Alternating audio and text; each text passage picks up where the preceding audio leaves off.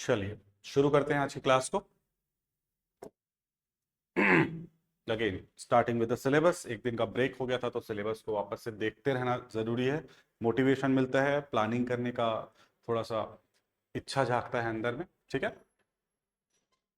Accounts में हम लोगों ने कुछ पोर्शन कर लिया है अभी तक। आज हम लोग ऑडिट का पार्ट 2 करने वाले हैं। पार्ट 1 हो गया था, पार्ट 2 करने वाले हैं। और उसके बाद फिर मैनेजमेंट और अर्थशास्त्र को मैंने अभी नहीं छुआ है। किसी दिन बीच में एक दो लेक्चर इनके भी रख देंगे, एक आध लेक्चर, ताकि इनको भी थोड़ा सा खाद मिलता रहे, है ना।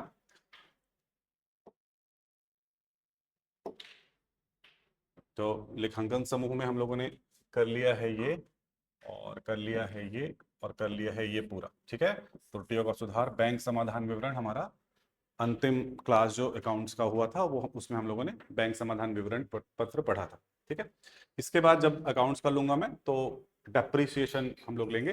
बट उसके पहले मैं आप लोगों को कॉस्टिंग का पार्ट 2 पढ़ाऊंगा। ठीक है, जैसे ही ऑडिट का आज हम लेक्चर कर लेंगे, हम लोग कॉस्टिंग के पार्ट 2 की तरफ चलेंगे, जहां पे हम लोग करेंगे सामग्री लागत, मटेरियल कॉस्टिंग। ठीक है, मटेरियल कॉस्टिंग अपने आप में बहुत इंपॉर्टेंट है। कॉस्टिंग के सिलेबस का बहुत इंपॉर्टेंट चैप्टर है मटेरियल कॉस्टिंग। तो उसको हम लोग अच्छे से करेंगे जैसे ही ऑडिट का ये वाला लेक्चर होगा। अगर आज चांसेस कम है कि आज मैं इसको स्टार्ट करूं, शायद ऑडिट में टाइम लग जाएगा उतना। बट फिर भी अगर बच गया, हम लोग जल्दी जल्दी कर लिए क्योंकि आसान सा आज का चैप्टर है ऑडिट में। तो अगर समय बच गया तो मैं ये कॉस्टिंग का भी आज चालू करा दूंगा थोड़ा सा। ठीक है, ताकि समय का उपयोग हम ठीक से कर पाए। आते हैं ऑडिट के सिलेबस की तरफ। तो ऑडिट के सिलेबस में हम लोगों ने इंट्रोडक्शन वाला पार्ट कर लिया है। ठीक है, आज हम लोग करने वाले हैं चैप्टर नंबर 2। चैप्टर नंबर 1 हो चुका है, चैप्टर नंबर 2 आज करेंगे। फिर 3, 4, 5। ठीक है, 3, 4, 5 मैं कोशिश करूंगा प्रति लेक्चर एक चैप्टर। जब भी हम ऑडिट का लेक्चर लें तो एक दिन में ही कोशिश करेंगे कि वो पूरा पोर्शन खत्म कर सके, समय को देखते हुए। और अच्छे से करेंगे, कोई इसमें कोई भी कंजूसी नहीं करेंगे किसी भी चीज़ को करने में। प्रश्न भी आपको पूरे मिलेंगे, उसका बिल्कुल भी टेंशन नहीं लेंगे। ठीक है, तो ये एक दूसरा आज हो जाएगा। 3, 4 और 5 तो कम से कम एक हमारा कंप्लीट रहे। ऑडिट को क्या है, मैं ऐसे ही हर हफ्ते कम से कम एक लेक्चर, 2 लेक्चर अपन रखेंगे उसका। ठीक है, तो ऑडिट ग्रुप हमारा खत्म हो जाएगा। फिर प्रबंध समूह वगैरह ये सब भी हम लोग जब चालू करेंगे तो 2-3 चैप्टर एक ही दिन में करा दूं, ऐसा इसका प्रयास रहेगा मेरे 15 मार्क्स वाले जो आपके हैं। ठीक है, सरल हैं, थ्योरेटिकल हैं। इकोनॉमिक्स बल्कि हमको थोड़ा सा समय लेगा, ये आपको सर पढ़ाएंगे। अंश पूंजी का निर्गमन ये सब तो मैं कॉर्पोरेट अकाउंट पढ़ाऊंगा, उसी समय इसका थ्योरी पोर्शन ले लूंगा, इसको अलग से और नहीं पढ़ेंगे। जब कॉर्पोरेट अकाउंट पढ़ेंगे हम लोग लेखांकन समूह में, उसी समय इसको करवा दिया जाएगा। ठीक है,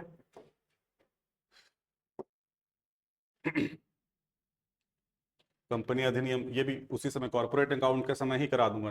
9th नंबर का जो चैप्टर है उसको ना साथ में लेंगे तो क्या है, उसका जब प्रैक्टिकल भी करेंगे तो हम दोनों चीजें को रिलेट करके कर पाएंगे। तो इसका अलग से ना पढ़ा के कॉर्पोरेट अकाउंट के साथ मर्ज करेंगे इसको, ताकि कोरिलेट भी हो सके, अंडरस्टैंड भी आए, कॉन्सेप्चुअल और प्रैक्टिकल दोनों को हम लोग समझ पाए, है ना। तो ये उसका इंग्लिश। अर्थशास्त्र समूह, यहाँ पे थोड़ा सा टाइम लगता है। हर चैप्टर में हम लोगों को कम से कम 1 से 1.5 लेक्चर लगेगा। ठीक है, इकोनॉमिक्स ग्रुप 2 मेजर पार्ट में बटा हुआ है। काफ़ी कुछ है, लेकिन माइक्रो मैक्रो बस लिख दिया। माइक्रो मैक्रो मतलब सब कुछ इसमें आ जाता है। ठीक है, scope, importance, limitation, nature, distinguish, ये सब हम लोग देखेंगे। आज मंडे है तो थोड़ा सा आप लोगों को मैं सिलेबस भी दिखा रहा हूँ, ताकि आप भी तैयारी जो कर रहे हैं अपनी कवरेज रखते हुए करो, थोड़ा प्लान करके करो, है ना। चलिए, तो आज हम चालू करते हैं chapter number 2 of audit, which is internal check system, internal control, vouching किसको बोलते हैं, verification of asset and liability किसको बोलते हैं। तो ये आपका आज का चैप्टर नंबर 2 है ऑडिट का। इतना ही है सिलेबस में और इतना ही पढ़ेंगे। चैप्टर 2 छोटा है, 3, 4, 5 थोड़े as compare to chapter number 2 थोड़े से बड़े हैं, बट ये हमारा आज कवरेज है। आज समय बचेगा तो कॉस्टिंग का जो मैं अगला आपको मटेरियल कॉस्टिंग पढ़ाने वाला हूँ उसको शुरुआत कर देंगे एटलीस्ट। ठीक है, चलिए इंटरनल चेक सिस्टम और इंटरनल कंट्रोल सिस्टम में जाने से पहले मैं आपको समझा दूं कि एक फंडामेंटल चीज जान लो कि इंटरनल चेक जो है वो इंटरनल कंट्रोल का एक भाग है। इंटरनल कंट्रोल इंटरनल चेक क्यों आ रहे हैं, तो सुनो मुझे। कोई भी व्यवसाय क्या चाहता है कि उसका जो लेखांकन है ना, वो बढ़िया पारदर्शी रहे, एक्यूरेट रहे, इंटीग्रेटेड रहे, है ना, सब कुछ उसमें समाहित रहे और एकदम स्पष्ट लाभ और हानि की गणना उसमें की जा सके। और जो लेखांकन हो रहा है वो फायदा पहुंचाए एक व्यवसायी को उसके लाभ कमाने में या फिर उसको डिसीजन मेकिंग में, जाहिर सी बात है।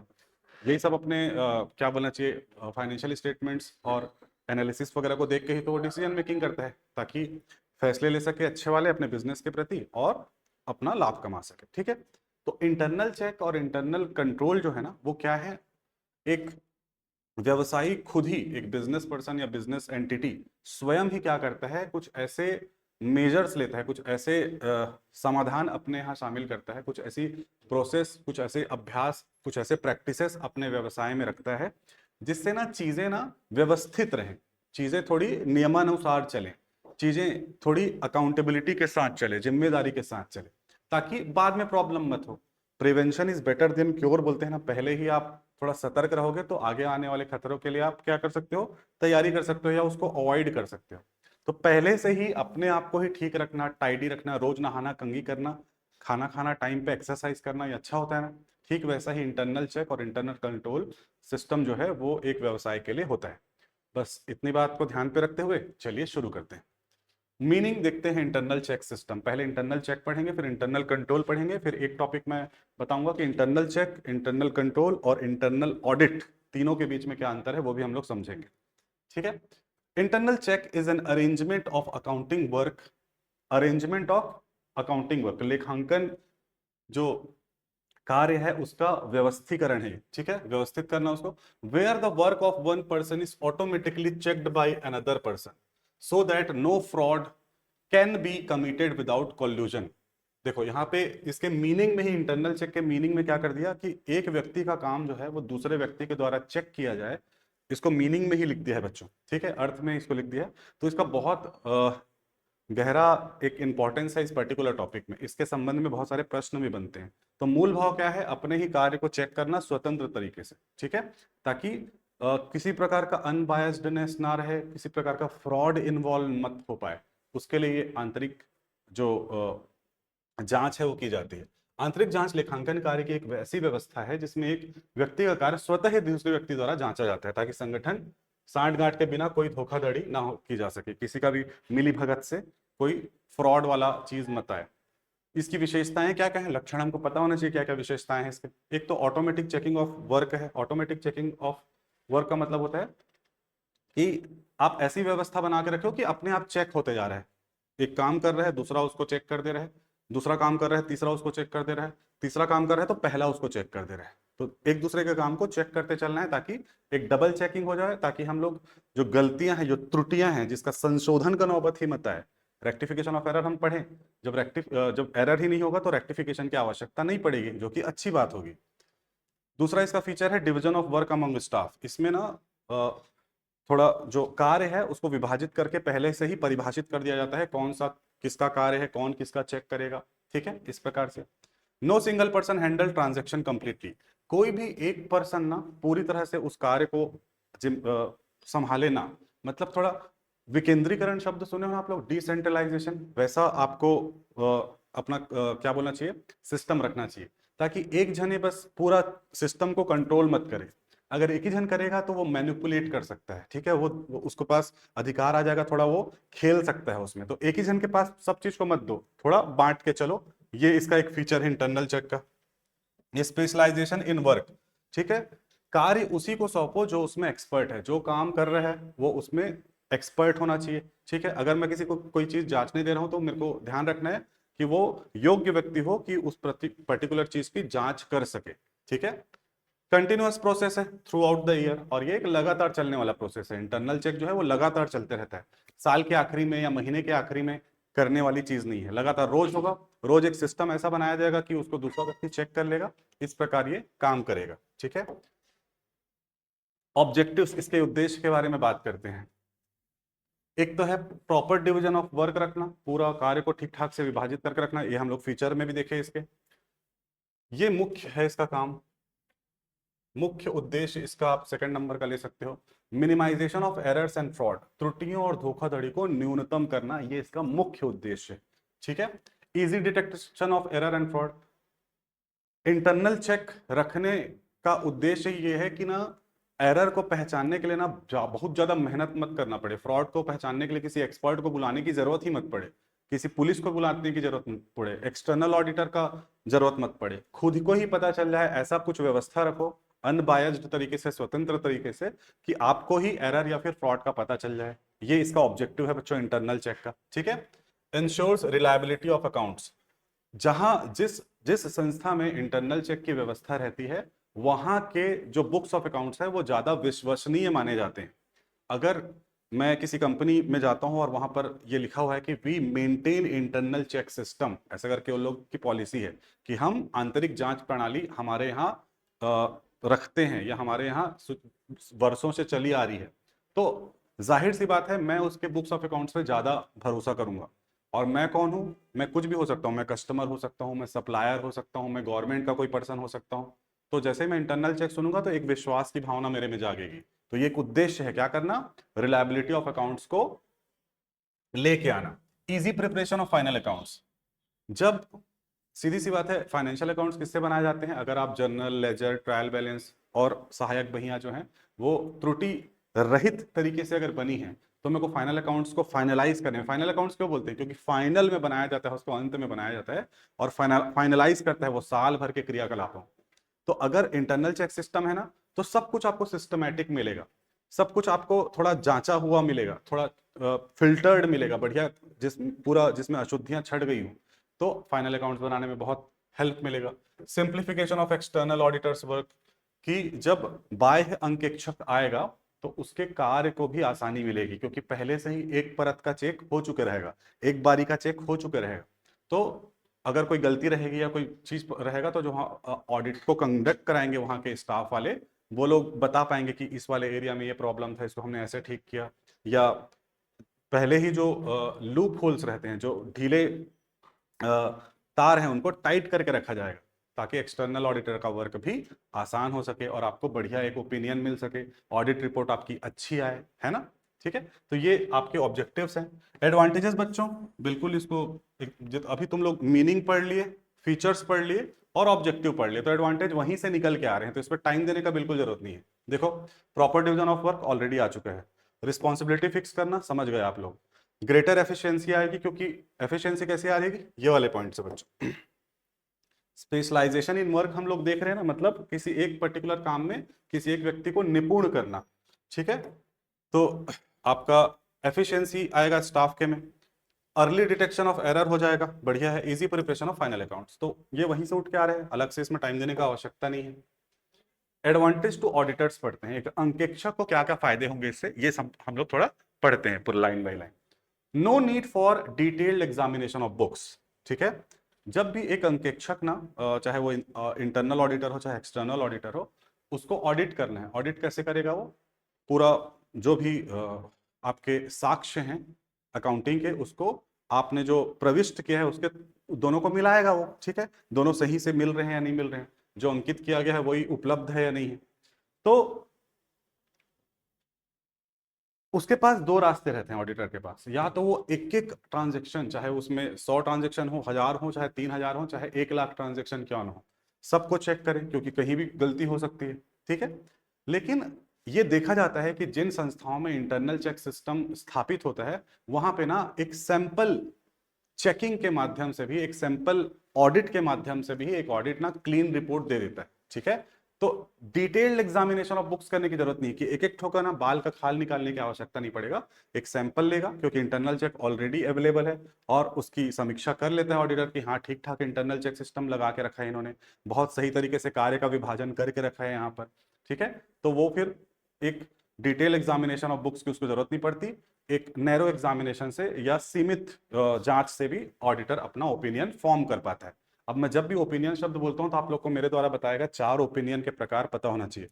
किसको याद है, एक बार टाइप करो तो, कौन कौन किस प्रकार के ओपिनियन एक ऑडिटर दे सकता है। टाइप करेंगे बच्चों। रिड्यूसेस बर्डन ऑफ वर्क, बिल्कुल कार्य का बोझ कम करता है ऑडिटर का, है ना, क्योंकि उसको पहले से सब थोड़ा व्यवस्थित मिलता है। More reliance can be placed on accounts, और विश्वसनीयता आती है, बिल्कुल आती है, जहां इंटरनल चेक है, आंतरिक जांच है, वहां विश्वसनीयता ऑडिटर को भी मिलती है। सीमाएं क्या कहें इसके, ये लार्ज कंसर्न्स के लिए बस सुइटेबल है, बड़े ऑर्गेनाइजेशन है ना वहां सुइटेबल है, छोटे से ऑर्गेनाइजेशन में आप इसको नहीं लागू कर सकते हो, जरूरत भी नहीं है एक तो, और लागू करोगे तो बेमतलब का वो टाइम का वेस्टेज है वो। तो बड़े ऑर्गेनाइजेशन के लिए इसका केवल महत्व है, एक लिमिटेशन है इसका। Sacrifices of quality for quickness, quality का सेक्रीफाइस यहाँ पे होता है, देखो यहाँ पे for the sake of limitation, केवल सीमाएं पढ़ना है करके हम लोगों को ये पॉइंट्स को देखना पड़ रहा है, इससे संबंध में कोई ऐसा प्रश्न भी नहीं आएगा कौन सा सीमा है करके नहीं पूछेगा, इंटरनल चेक की सीमाएं नहीं पूछेगा आपको, बट फिर भी जान लो क्वालिटी फॉर क्विकनेस, कि ना हम लोगों को ऑडिटर को ही जल्दी काम हो जाए, फाइनल अकाउंट जल्दी बन जाए, ये सब के चक्कर में ना आप जबरदस्ती क्या करते हो चीजों को, जिसको जैसे यहाँ पर हम लोगों ने देखा कि डिटेल एग्जामिनेशन की जरूरत नहीं है, तो इससे ना कई बार 100 में से एक बार ऐसा हो सकता है कि जो ऑडिटर का रिपोर्ट है ना उसकी क्वालिटी उतनी अच्छी नहीं हो सकती, भले उसने फेयर रिपोर्ट दिया हो या क्वालिफाइड दिया हो, कोई सा भी दिया हो सकता है, अगर गहन अध्ययन करता तो रिपोर्ट की दशा बदल सकती थी। ये आपको दूसरा नंबर का पॉइंट बता रहा है सीमा, कि हम लोग जल्दबाजी के चक्कर में क्वालिटी को खो सकते हैं।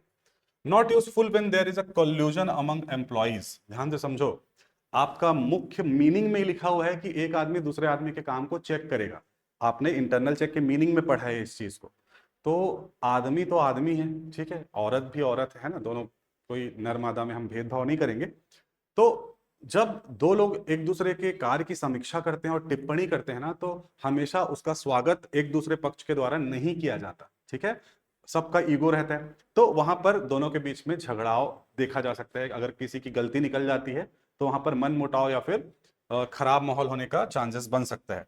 रिस्की फॉर ऑडिटर, ऑडिटर के लिए रिस्क रहता है थोड़ा सा, कि आप दूसरे के कार्य पे बहुत ज्यादा भरोसा अगर कर लोगे और उस हिसाब से अपने कार्य को ढीला कर दोगे या सीमित कर दोगे, तो ऑडिटर के ऊपर रिस्क रह सकता है, क्योंकि सब कुछ एक सेट माहौल में रहता है, तो पेपर लीक की संभावना हो सकती है। डरा नहीं रहा हूँ आप लोगों को, नीट का एग्जाम्पल दे रहा हूँ, ठीक है, हम लोग के साथ नहीं होगा, टेंशन मतलब, सीजीबी अपम बहुत अच्छी संस्था है, कुछ भी ऐसा नहीं हो।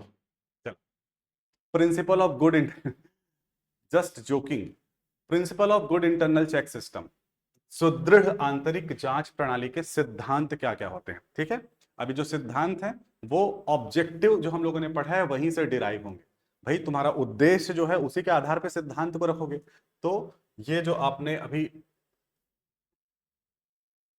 उद्देश्य पढ़े हैं ना मेरे साथ में, उसको ध्यान में रखेंगे तो उससे आप बेहतर तरीके से इसको समझ पाओगे। पहला है simple, easy, workable and effective, सरल होना चाहिए, आसानी से कार्यशील हो और प्रभावी हो, इसमें इफेक्टिव वर्ड बहुत आवश्यक है, ये इफेक्टिव रहेगा तो जो लिमिटेशन हम लोग पढ़े वो आएंगे ही नहीं, वो लिमिटेशन, ठीक है। प्रभावी होना चाहिए, सिंपल रहे, इजी रहे, मतलब बहुत सारे ना प्रक्रिया नहीं रहना चाहिए कि ये इसका जांच करेगा तो पहले ऐसा करेगा, फिर वो उसका साइन लेगा, फिर ऊपर से ऑर्डर लेगा, फिर मेल करेगा, फिर उसके बाद 3 प्रकार का रिपोर्ट बनाएगा, ऐसा नहीं, सरल रहना चाहिए, सिंपल रहना चाहिए, और वर्केबल होना चाहिए, मतलब कार्य करने योग्य होना चाहिए, वो प्रैक्टिकल होना चाहिए, आसमान से चांद तोड़ के लाने टाइप की बातें नहीं होना चाहिए, ठीक है, और इफेक्टिव होना चाहिए, मतलब उससे कुछ आउटपुट निकलना चाहिए, ठीक है, ठीक है। Not be too expensive, good inter, हम लोग क्या पढ़ रहे हैं, गुड इंटरनल चेक सिस्टम का, ठीक है, एक अच्छा इंटरनल चेक सिस्टम हम इसको किसको बोलेंगे, जो बहुत ज्यादा एक्सपेंसिव मत हो। अगर आप ये सब बचाने के चक्कर में जो भी आप इससे हासिल करना चाहते हो उसके चक्कर में इंटरनल चेक में इतना सारा पैसा डाल दिया होगा, उसमें खर्चा बहुत ज्यादा लग रहा है, तो फिर कहीं ना कहीं आप मैं शुरुआत कैसे किया था लेक्चर का, व्यवसाय की भलाई के लिए हम लोग ये चीज कर रहे हैं, और व्यवसाय का सबसे ज्यादा भला किसमें है, प्रॉफिट कमाने में, तो अगर आप लागत थोप दोगे तो वो उस मेन उद्देश्य की तो प्राप्ति नहीं हो पाएगी। Authority should be clearly defined, authority एकदम क्लियरली डिफाइन होना चाहिए, ये बहुत इंपॉर्टेंट पॉइंट इसलिए है बच्चों, क्योंकि यहाँ पर एक आदमी दूसरे आदमी के कार्य को चेक करने वाला है, तो अथॉरिटी पूरा क्लियर रहना चाहिए, सामने वाले को ये शंका नहीं होना चाहिए कि उसको क्या अधिकार है और मेरी क्या रिस्पॉन्सिबिलिटी है।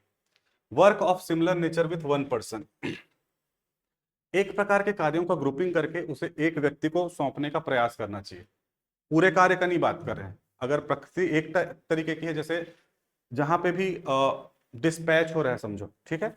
जो डिस्पैच का जिम्मेदारी उसी व्यक्ति को दो जो डिस्पैच में एक्सपर्ट है, जिसको पता है कि गोडाउन से कैसे माल प्रोक्योर किया जा रहा है, कौन सा आपका डिलीवरी सिस्टम वहाँ पे काम करने वाला है, कैसे उसका ऑथराइजेशन होने वाला है, अधिकृत कौन करेगा, ठीक है, उसमें माप तौल कैसे होने वाला है। तो उस प्रकार के सभी कार्य को उसको देना, उसकी जांच को एक व्यक्ति को देना अच्छा रहता है। इससे आप ये दोनों चीजें पा पाओगे, एक तो सिंपल इजी वर्केबल है ना, एक्सपेंसिव भी नहीं रहेगा, एक ही जन को दोगे तो अथॉरिटी भी क्लियरली डिफाइन कर दिया रहोगे तो कोई दिक्कत नहीं आएगा। तो इंटर रिलेटेड भी है ये जो पॉइंट्स है। No employ should remain on same job for long period, और कोशिश करो कि ना लंबे समय तक एक ही आदमी को वहां मत रखो, अदरवाइज वो लूप होल खोज लेगा और वहां फ्रॉड करने के चांसेस बढ़ा लेगा, ठीक है। ये बहुत जरूरी चीज है। ये देखो ये वाला पॉइंट ना खतरनाक पॉइंट है, ये यहां से प्रश्न आ सकता है, ठीक है। यहां से असर्शन और रीजनिंग वाले प्रश्न कंफर्म बनेंगे, और यहां से जेकेएलएम पैटर्न वाले क्वेश्चन भी अच्छे बनेंगे इस पर्टिकुलर टॉपिक से। क्या लिखा है देखो, cashier should have no access to ledger. एक बार पढ़ के आपको लगेगा ये क्या बोल रहे हैं, क्या लिखा है, रोकड़ियों को लेजर तक पहुंच ना हो। ये थोड़ा सा अजीब सा साउंड करता है कि कैशियर को लेजर तक पहुंच मत करवाओ। इसका मतलब यह है बच्चों, ध्यान से समझना, यहीं पे यही है जो मेरे से सीखने के लिए आए हो आप लोग, बाकी तो पढ़ के समझ जाओगे।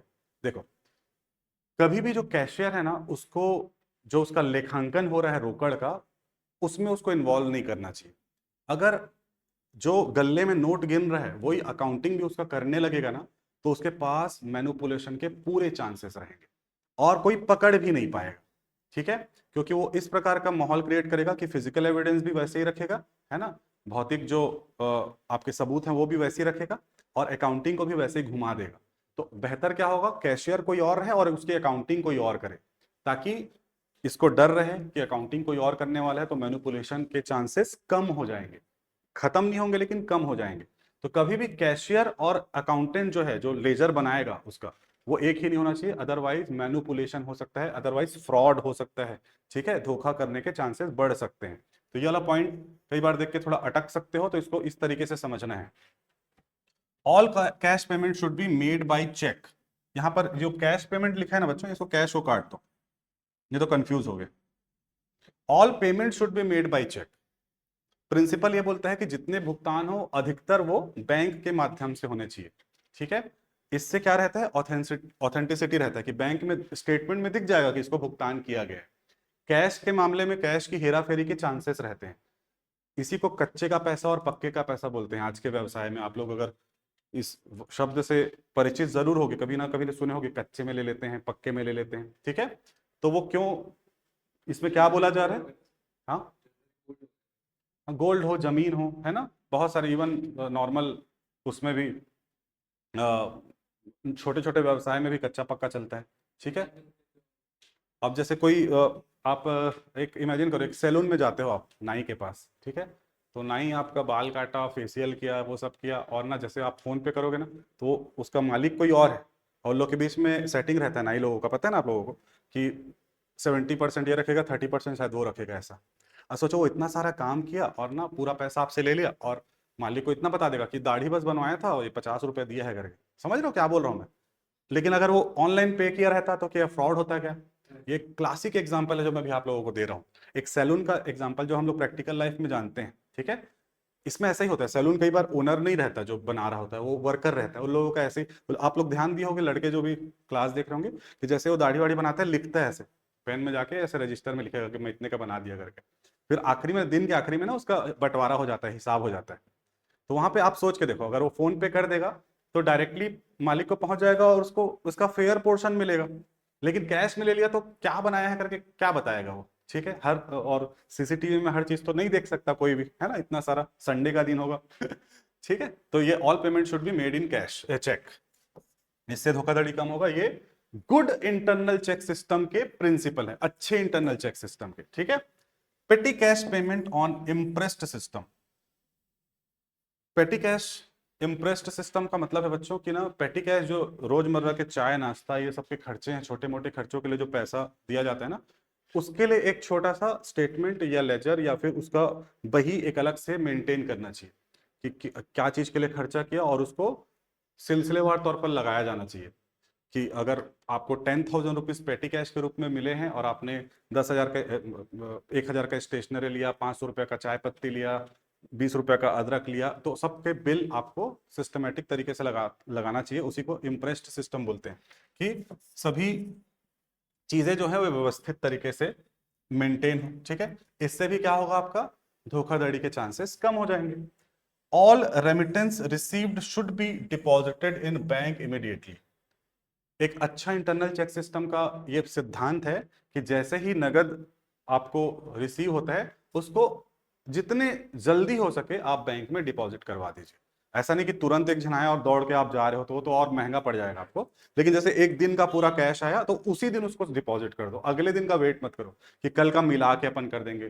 तो रोज का जो गल्ला आ रहा है आपका, जो भी आपका कलेक्शन हो रहा है कैश का, तुरंत उसको बैंक में उसी दिन जमा करने का प्रयास किया जाना चाहिए।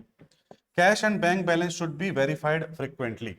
और एक अच्छे इंटरनल चेक सिस्टम का यह सिद्धांत है कि कैश और बैंक को लगातार वेरिफिकेशन करना चाहिए, बैंक का रिकंसिलिएशन होना चाहिए और कैश का फिजिकल काउंटिंग भी डेली बेसिस पे होना चाहिए। ठीक है, तो ये सिद्धांत ध्यान में रखेंगे। ठीक है,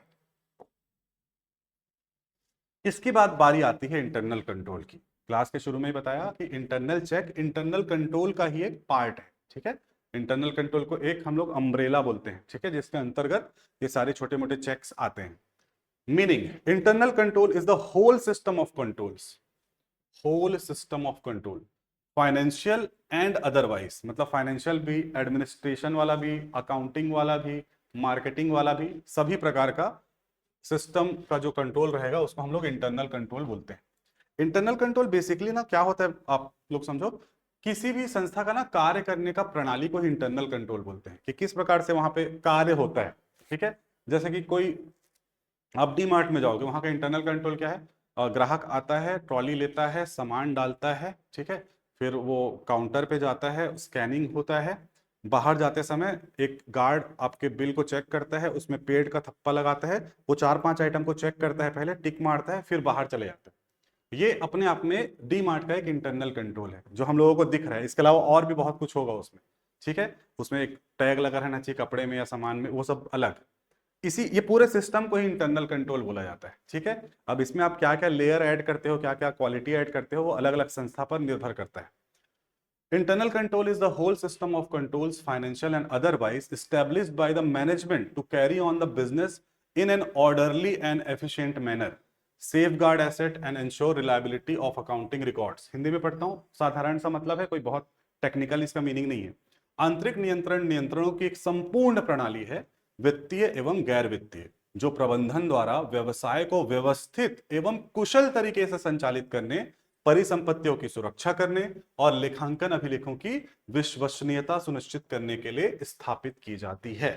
तो आपका अकाउंटिंग अच्छे से हो, आपके जो एसेट हैं वो अच्छे सेफ गार्डेड रहें, मतलब उसमें किसी प्रकार का धोखाधड़ी या चोरी वोरी होने का डाउट ना आए, ये सब व्यवस्था रखना, और आपका जो भी डेली डेली रूटीन का काम है व्यवसाय का, वो व्यवस्थित तरीके से चले, इसी को इंटरनल कंट्रोल बोलते हैं।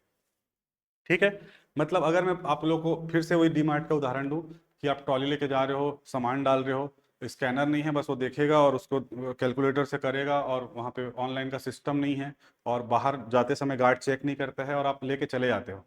काम इसमें भी हो रहा है, माल इसमें भी बिक रहा है, बट मैं बोलूंगा कि ये सेकंड वाला में उदाहरण का जो इंटरनल कंट्रोल है वो खराब है बोलूंगा। समझ में आया?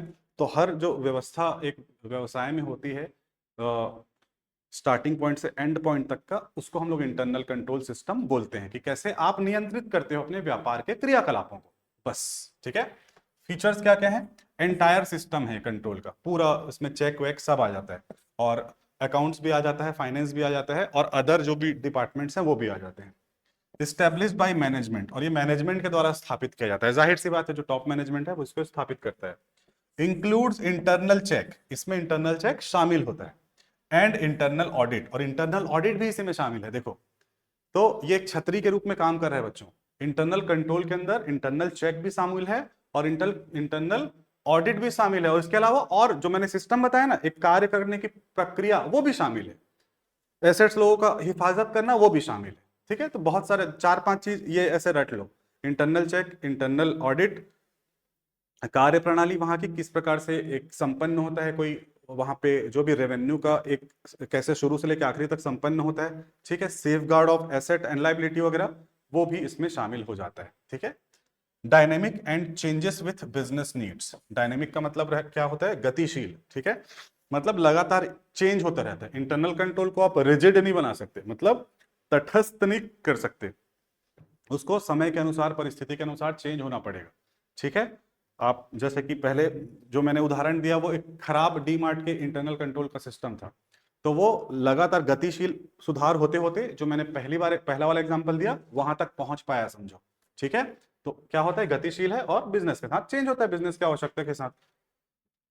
Both financial and administrative control, ठीक है, तो एडमिनिस्ट्रेटिव हो फाइनेंशियल हो दोनों ही आ जाता है, ठीक है। एडमिनिस्ट्रेटिव भी आ जाएगा, मतलब आपका उसमें HR आ जाएगा, है ना, ह्यूमन रिसोर्स वाला, मतलब एम्प्लॉय वगैरह से रिलेटेड वाला इंटरनल कंट्रोल। आपका मार्केटिंग का उसमें आ जाएगा, उसमें आपका रिसर्च एंड डेवलपमेंट का भी आ जाएगा, सब आ जाएगा, ठीक है। उद्देश्य क्या क्या है इसके, तो उद्देश्य अगेन आपके मीनिंग और फीचर से उद्देश्य निर्धारित हो जाएगा, और ऑब्जेक्टिव से ही आपके आगे का जो इसका हम लोग इंपॉर्टेंस पढ़ेंगे या फिर सीमाएं पढ़ेंगे वो आपको समझ में आएंगे। ऑब्जेक्टिव पढ़ते हैं, तो सेफ गार्ड एसेट, ठीक है, हम लोग को ऑलरेडी पता है। रिलायबिलिटी ऑफ अकाउंटिंग रिकॉर्ड पता है, इंटरनल चेक इसी के अंतर्गत आता है, तो इंटरनल चेक का भी तो यही उद्देश्य था, तो इसका भी तो होगा ही होगा।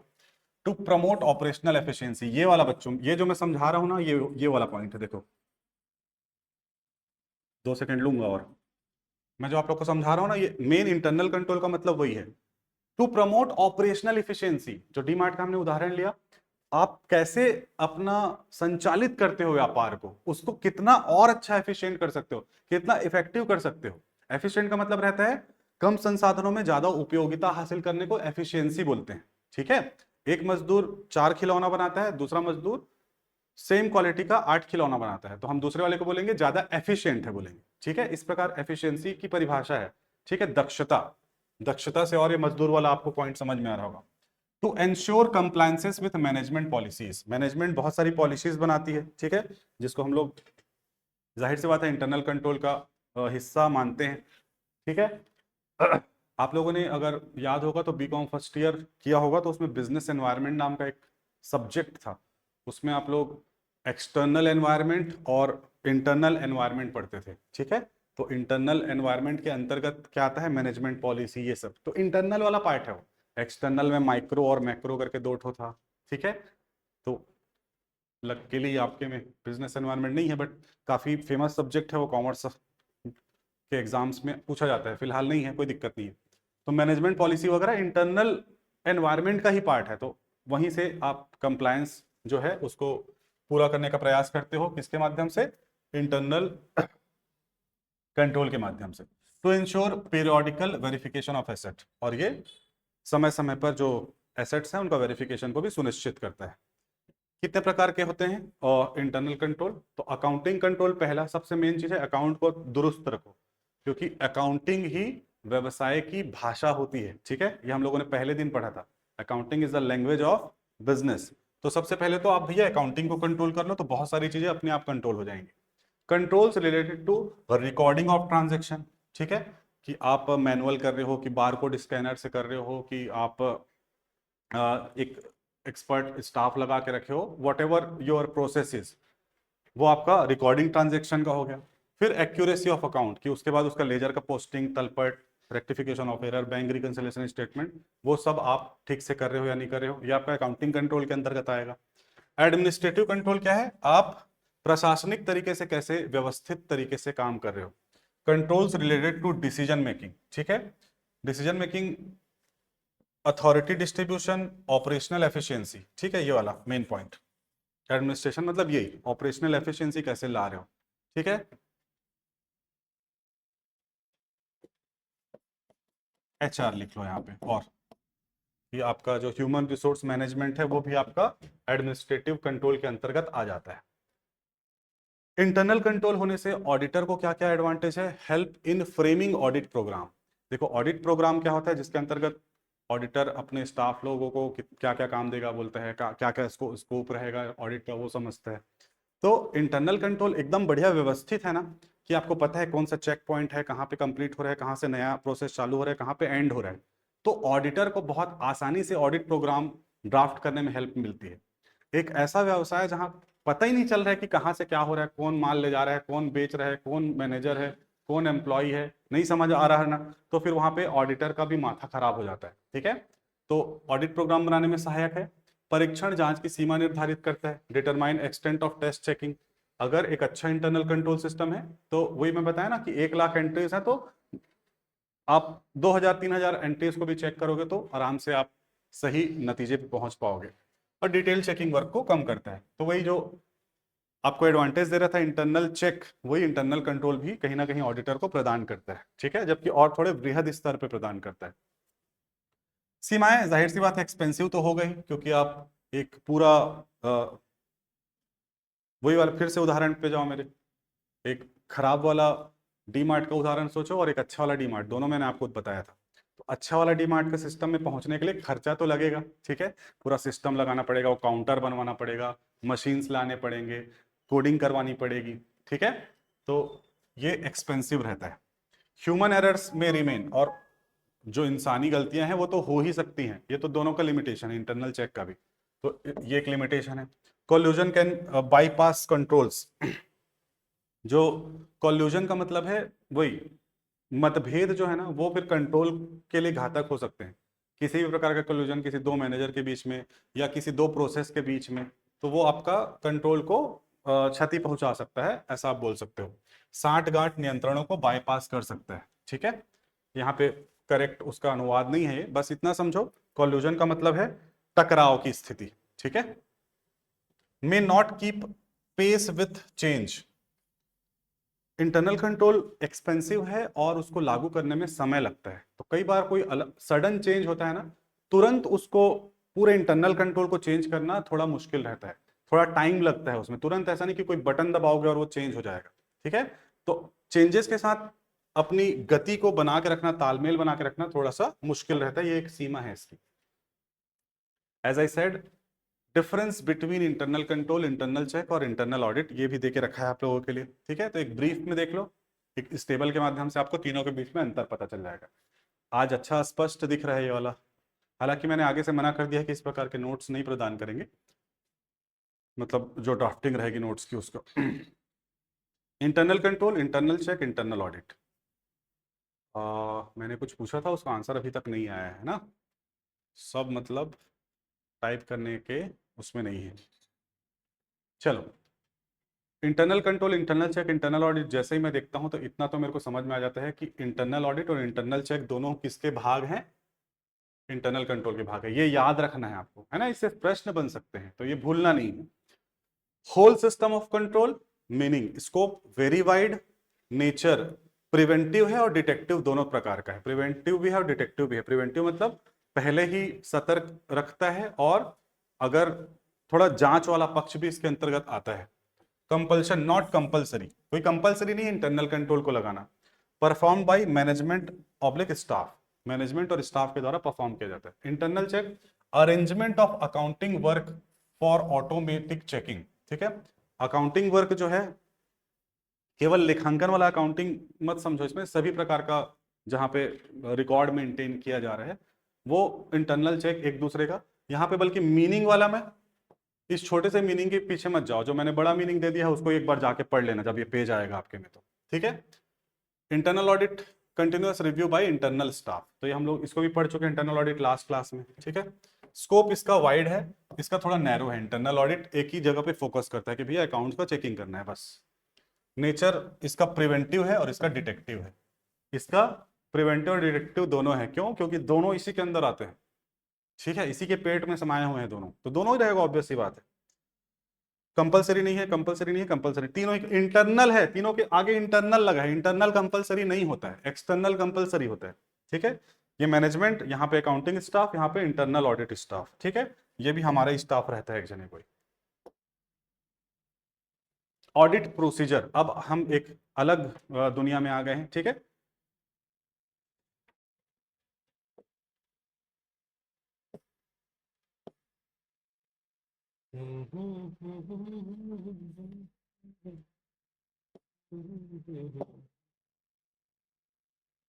ठीक है, देखो यहाँ पे आंतरिक जांच प्रणाली हम लोगों ने पढ़ ली, आंतरिक नियंत्रण पढ़ लिया, यहां तक अभी देखो एक ही पॉइंट किए हैं अभी।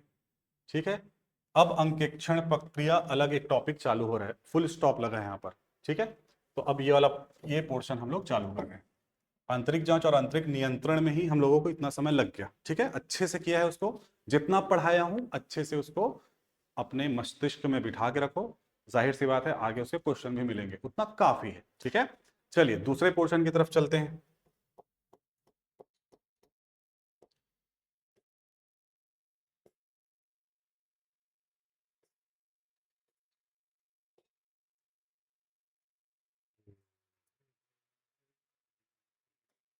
चलो, ऑडिट प्रोसीजर, अंकेक्षण की प्रक्रिया, लेखा परीक्षा भी बोलते हैं अंकेक्षण को। पहला है वाउचिंग। ठीक है, वाउचिंग सबसे इंपॉर्टेंट चीज है। जैसे लेखांकन में जनरल एंट्री सबसे इंपॉर्टेंट है, वैसे ऑडिट में वाउचिंग सबसे इंपॉर्टेंट है। ठीक है, दोनों एक दूसरे से रिलेटेड भी है। जैसे लेखांकन में हर जनरल प्रविष्टि से मिलकर ही आपका फाइनल अकाउंट्स तैयार होता है अल्टीमेटली, वैसे ही वाउचिंग के माध्यम से ही एक ऑडिटर अपने ऑडिट रिपोर्ट को गढ़ता है। ये बहुत की चीज मैंने आप लोगों को बताई है, इसको ध्यान में रखिएगा, दोनों का संबंध समझिएगा। ठीक है, घनत्व तो समझिएगा उसकी। तू हट जा भाई, हाँ हट गया। वाउचिंग क्या होता है, पहले इसमें इसके टेक्निकल मीनिंग में जाने से पहले, बहुत लोगों को पता है बहुत लोगों को नहीं पता है, तो मैं बता देता हूँ। वाउचिंग क्या होता है, आपने जो लेखांकन किया है, ठीक है, तो जो भी जर्नल बनाया होगा, लेजर बनाया होगा, सहायक बहियां बनाई होंगी, तलपट बनाया होगा, ठीक है, उसको ना फिजिकल एविडेंस के साथ चेक किया जाता है। मतलब अगर क्रय है तो क्रय के संबंध में उसका इनवॉइस होना चाहिए, विक्रय है तो विक्रय के इनवॉइसेस होना चाहिए, रिसिप्ट है तो उसके मेमो होना चाहिए, कैश मेमो या बैंक मेमो। ठीक है, अगर आपने लोन लिया है तो लोन के पेपर होना चाहिए, लोन दिया है तो उसका एग्रीमेंट होना चाहिए। जो भी चीज आपके लेखांकन में आ रही है, सैलरी पे किया है तो सैलरी स्लिप होना चाहिए, एसेट खरीदा है तो एसेट के पेपर होना चाहिए, एसेट बेचा है तो उसका एग्रीमेंट होना चाहिए या उसका इनवॉइस होना चाहिए, जो भी है। तो लेखांकन में जो चीज लिखी है उसको उसके भौतिक साक्ष्य के साथ मिलाना, इसी को ही वाउचिंग बोलते हैं। ये इसकी एकदम आम भाषा में परिभाषा है। टेक्निकलिटी की तरफ चलते हैं, आ जाओ। हाँ, चेक करना, सिंपल। ठीक है, vouching is the act of checking. देखो पहला चेक करना बोले तो चेकिंग आ गया।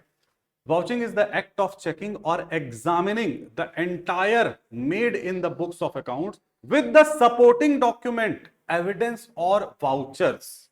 ठीक है, जब इसको टेक्निकल बोलते हैं तो हिंदी में भी पढ़ देता हूं बच्चों। वाउचिंग खातों की पुस्तकों में किए गए प्रविष्टियों की उनके समर्थन में दस्तावेजी साक्ष्य या वाउचर के साथ जांच या परीक्षा करने की क्रिया है। हिंदी में ज्यादा अच्छा दिया है। ठीक है, तो एकदम जो हम मैंने बोला उसको एक सिस्टमैटिक तरीके से लिखा हुआ है, जो हमने अभी बात की है।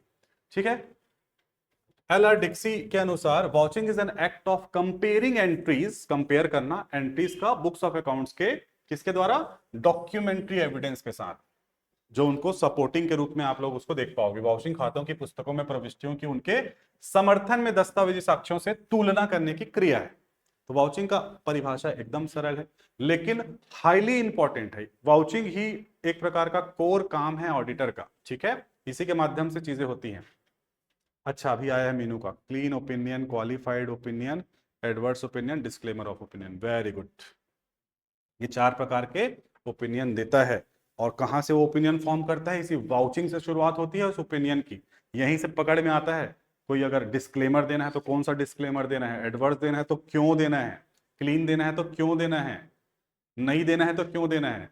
डिस्क्लेमर ऑफ ओपिनियन पे थोड़ी और उस समय चर्चा बढ़ नहीं पाई थी, थोड़ा सा और बताना चाहूंगा। जो चौथा था ना डिस्क्लेमर ऑफ ओपिनियन, वो कई बार ना ऐसे कुछ फ्रॉड वगैरह के केस रहते हैं, या ना थोड़ा जो जिसका आप ऑडिट कर रहे हो, जो क्लाइंट है, वो थोड़ा गुंडे प्रवृत्ति का भी है, तो कई बार ऑडिटर ना अपना कलम नहीं फंसाता उसमें।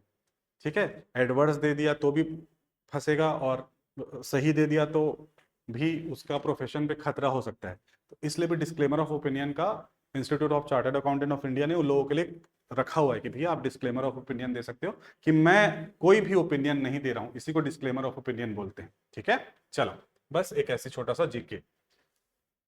ऑब्जेक्टिव बहुत सरल है बच्चों, मीनिंग पढ़ लिया, ऑब्जेक्टिव मेरे से चर्चा हो गई जो अभी आपकी, उससे ऑब्जेक्टिव एकदम क्लियर हो जाएगा। देखो, to ensure that transaction recorded are genuine and properly authorised, यह सुनिश्चित करना कि दर्ज लेन देन जो है वो वास्तविक और उचित रूप से अधिकृत है।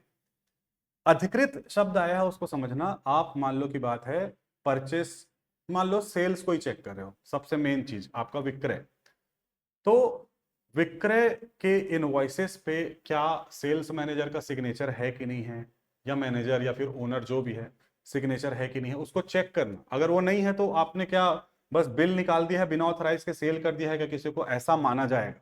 ठीक है, तो वाउचिंग, ये वाउचिंग कौन कर रहा है, ऑडिटर कर रहा है। ठीक है, इंटरनल एक्सटर्नल छोड़ दो, ऑडिटर कर रहा है। ठीक है, तो वो चेक करेगा कि हाँ यहाँ साइन वाइन है, सब है।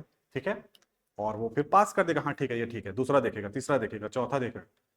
अगर एक आठ में साइन नहीं मिला तो उसको अपने ऑडिट डायरी में नोट करेगा। याद आ रहा है ऑडिट डायरी पिछले क्लास में? ठीक है, उसमें नोट करेगा कि हाँ ये फलाना नंबर का इनवॉइस नंबर में सिग्नेचर और सील नहीं पाया गया। ठीक है, तो ये पहला है, तो ensure transaction recorded are genuine and properly authorised. दूसरा है यह सुनिश्चित करना कि सभी प्रविष्टियां आवश्यक दस्तावेजी साक्ष्य द्वारा समर्थित है। जितनी भी प्रविष्टियां हैं सबका कुछ ना कुछ सपोर्टिंग डॉक्यूमेंट है। यह सुनिश्चित करना कि व्यवसाय से संबंधित सभी लेन देन दर्ज किए हैं, सभी लेन देन दर्ज होना चाहिए। ठीक है, अकाउंट में पैसा जमा हुआ है, निकाला गया है, सब। एक आठ तो विड्रॉ किए हैं उसका एंट्री नहीं है, आपने बैंक में देखा कि पैसा निकला हुआ है, तुरंत ऑडिट डायरी में आपके वर्किंग पेपर का हिस्सा बन जाएगा। ठीक है, वर्किंग पेपर भी आया था, बहुत इंपॉर्टेंट चीज। To detect error and fraud, भाई जाहिर सी बात है वाउचिंग का मुख्य उद्देश्य, ऑडिट का क्या उद्देश्य रहता है, एरर को चेक करना। बताओ तो किसको याद है, प्राइमरी ऑब्जेक्टिव में था या फिर सेकेंडरी या गौण उद्देश्य में था? Detection of error and fraud secondary में था, प्राइमरी में था ओपिनियन देना। ठीक है, सेकेंडरी में हम लोग फ्रॉड और क्या था, एक चीज और था, त्रुटियों का पता लगाना और फ्रॉड का पता लगाना। ठीक है, याद रखना है। चलो अगला है to ensure transaction outside business is recorded. No outside, कोई भी बाहर का ट्रांजेक्शन तो रिकॉर्ड नहीं हो गया जिसका कोई वो अकाउंटिंग लेन देन हुआ ही नहीं है और आपने उसका एंट्री पास कर लिया है, ऐसा भी नहीं होना चाहिए। ठीक है, तो ये एक बार देख लो आपस से। ठीक है, वास्तविक उचित रूप से अधिकृत होना चाहिए जो भी ट्रांजेक्शन है, सभी प्रविष्टियां का सबूत होना चाहिए, सब का सब रिकॉर्ड हो जाना चाहिए। और एरर या फ्रॉड है तो उसको डिटेक्ट करना है, एरर भी आ गया फ्रॉड भी आ गया, सेकेंडरी ऑब्जेक्टिव याद करो। और लास्ट है आपका कि कोई भी बाहर का एंट्री तो नहीं है, कोई एक्स्ट्रा एंट्री तो नहीं है जो संबंध ही नहीं है हमारा।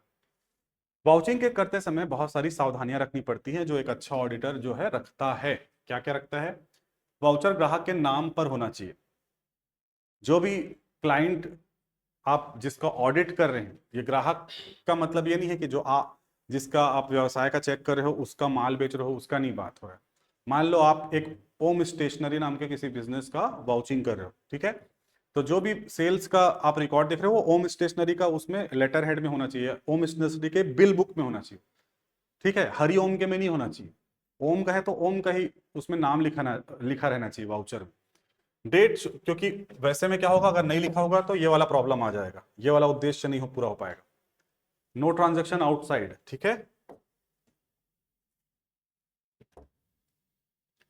Date should be relate to the period under audit, ये बहुत इंपॉर्टेंट पॉइंट है। पढ़ने से ऐसे एकदम लग रहा है टुच्चा सा, लेकिन है एक्चुअल में सही, बहुत मतलब ध्यान देने योग्य चीज है। किसी पुराने जिस फाइनेंशियल ईयर का आप चेकिंग कर रहे हो, अभी कौन सा फाइनेंशियल ईयर चल रहा है, अभी करंट फाइनेंशियल ईयर क्या चल रहा है बताओ, सेकेंडरी में करेक्ट मीनू। अभी फाइनेंशियल ईयर कौन सा चल रहा है बच्चों बताओ,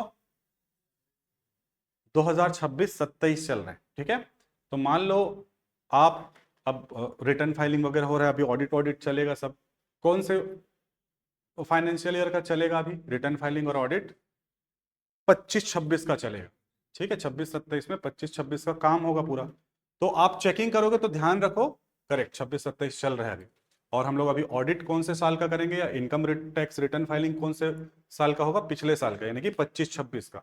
जो अंत हुआ है 31 मार्च 2026 को। ठीक है, तो ध्यान रखेंगे कि सब में डेट 26-27 नहीं हो भैया, 25-26 हो, 24-25 भी ना हो, या 22-23 ना हो। जो फाइनेंशियल ईयर का है वही डेट मेंशन होना चाहिए।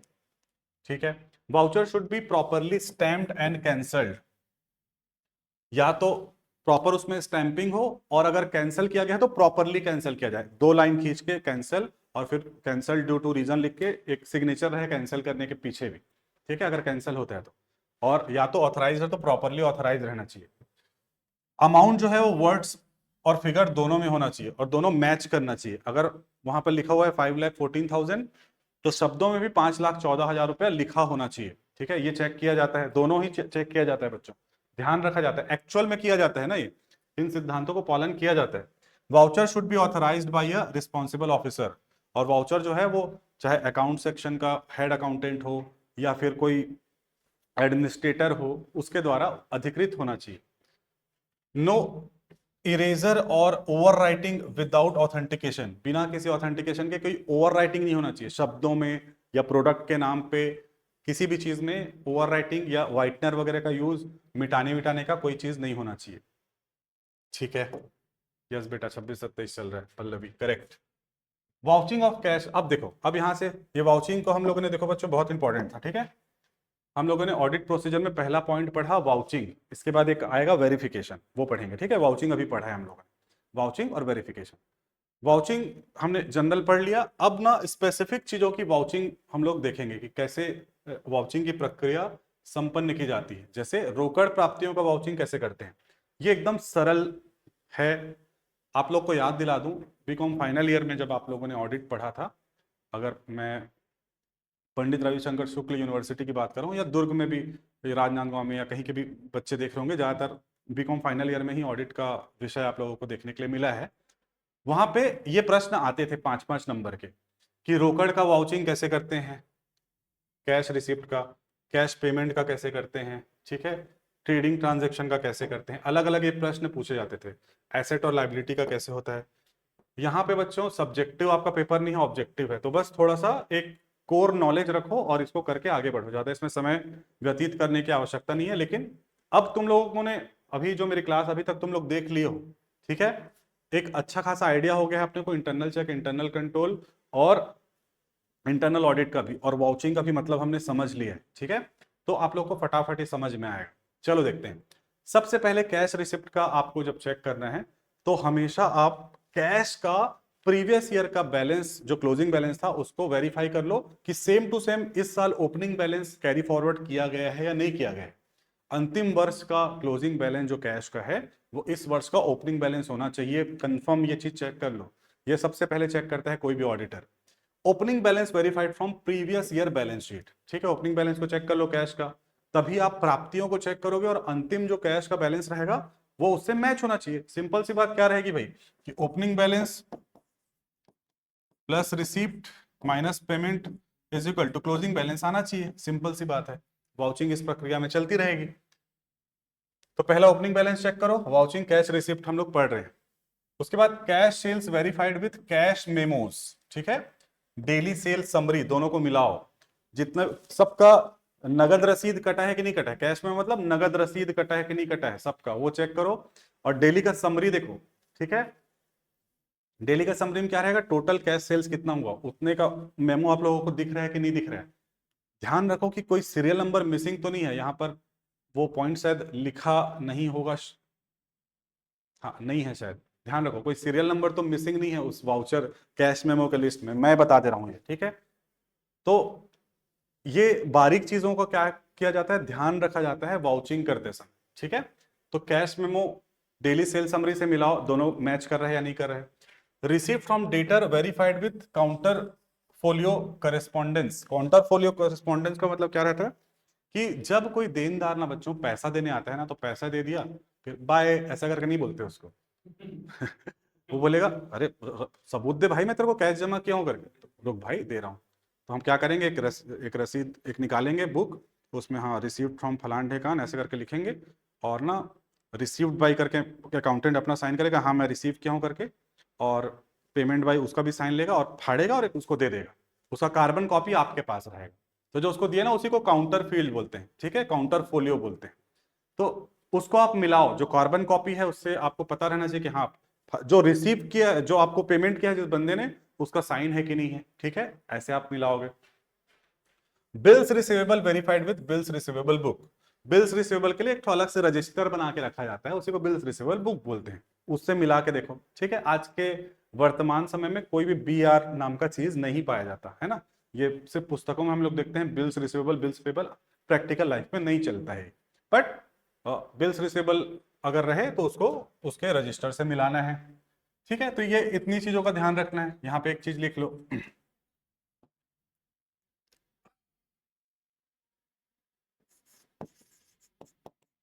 Verified no serial number is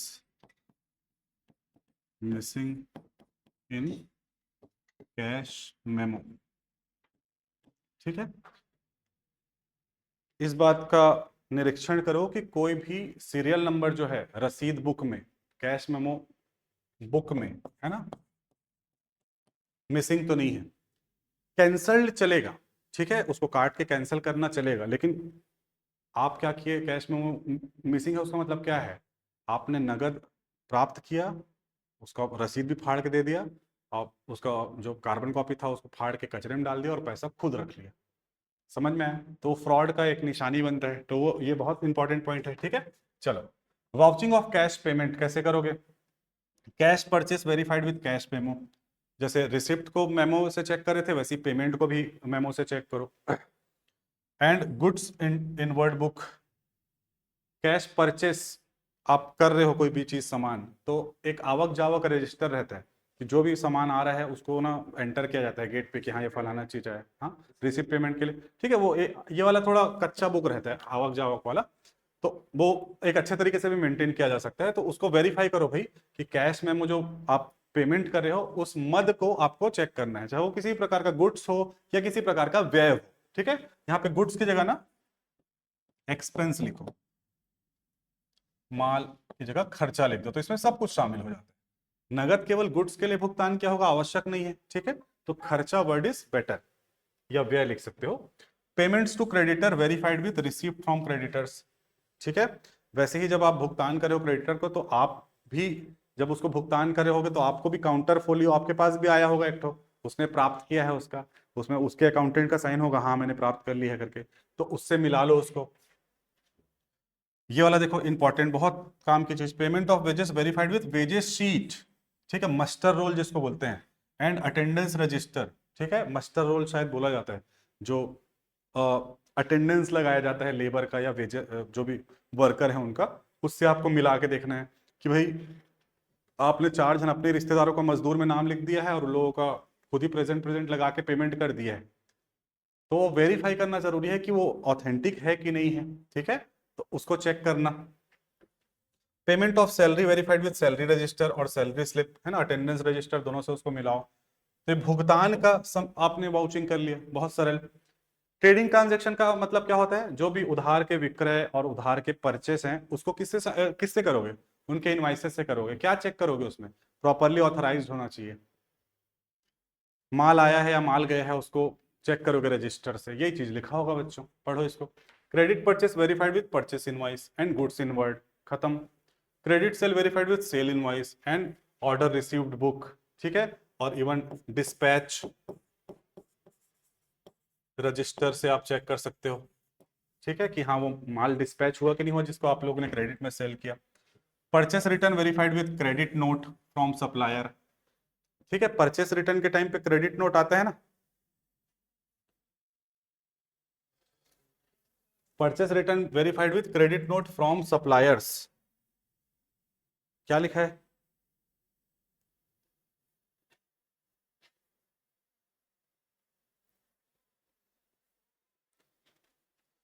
sales return verified with credit note issued,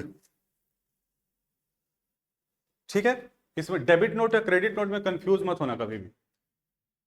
होता क्या है, हमारे लिए डेबिट नोट सामने वाले के लिए क्रेडिट नोट रहता है, और सामने वाले का क्रेडिट नोट हमारे लिए डेबिट नोट रहता है, उसमें कंफ्यूज मत होना। बस ये ध्यान रखो कि भाई अगर मैंने कोई चीज को वापस किया है ठीक है। तो पहले से मेरा जो सामने वाला का मैं जो पैसा लग रहा हूं वो कम होना चाहिए, ठीक है। तो उसका पर्टिकुलर नोट या फिर वाउचर या फिर जनरल एंट्री जो भी पास हुआ है उसको ऑथराइज तरीके से किया गया है कि नहीं किया गया है, उसके साक्ष्य हैं कि नहीं है, उसको आपको चेक करना है।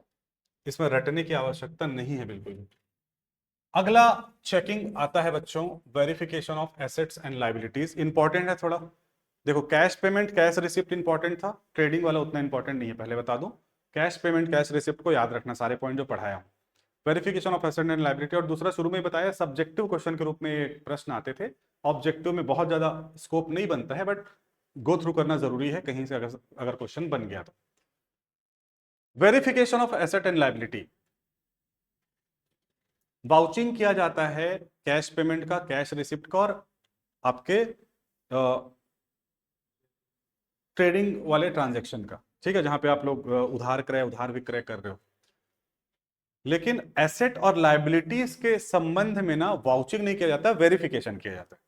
वेरिफिकेशन के अंतर्गत वाउचिंग उसमें ऑलरेडी इंक्लूड रहता है, बट वेरिफिकेशन एक एक्स्ट्रा टास्क जोड़ देता है कि आपको फिजिकली उसको वेरीफाई करना है कि वो है, एग्जिस्ट करता है या नहीं करता है, बस। ठीक है, चलो इतना जो बोला हूं उसको सुन लिए, अब उसको पढ़ते हैं।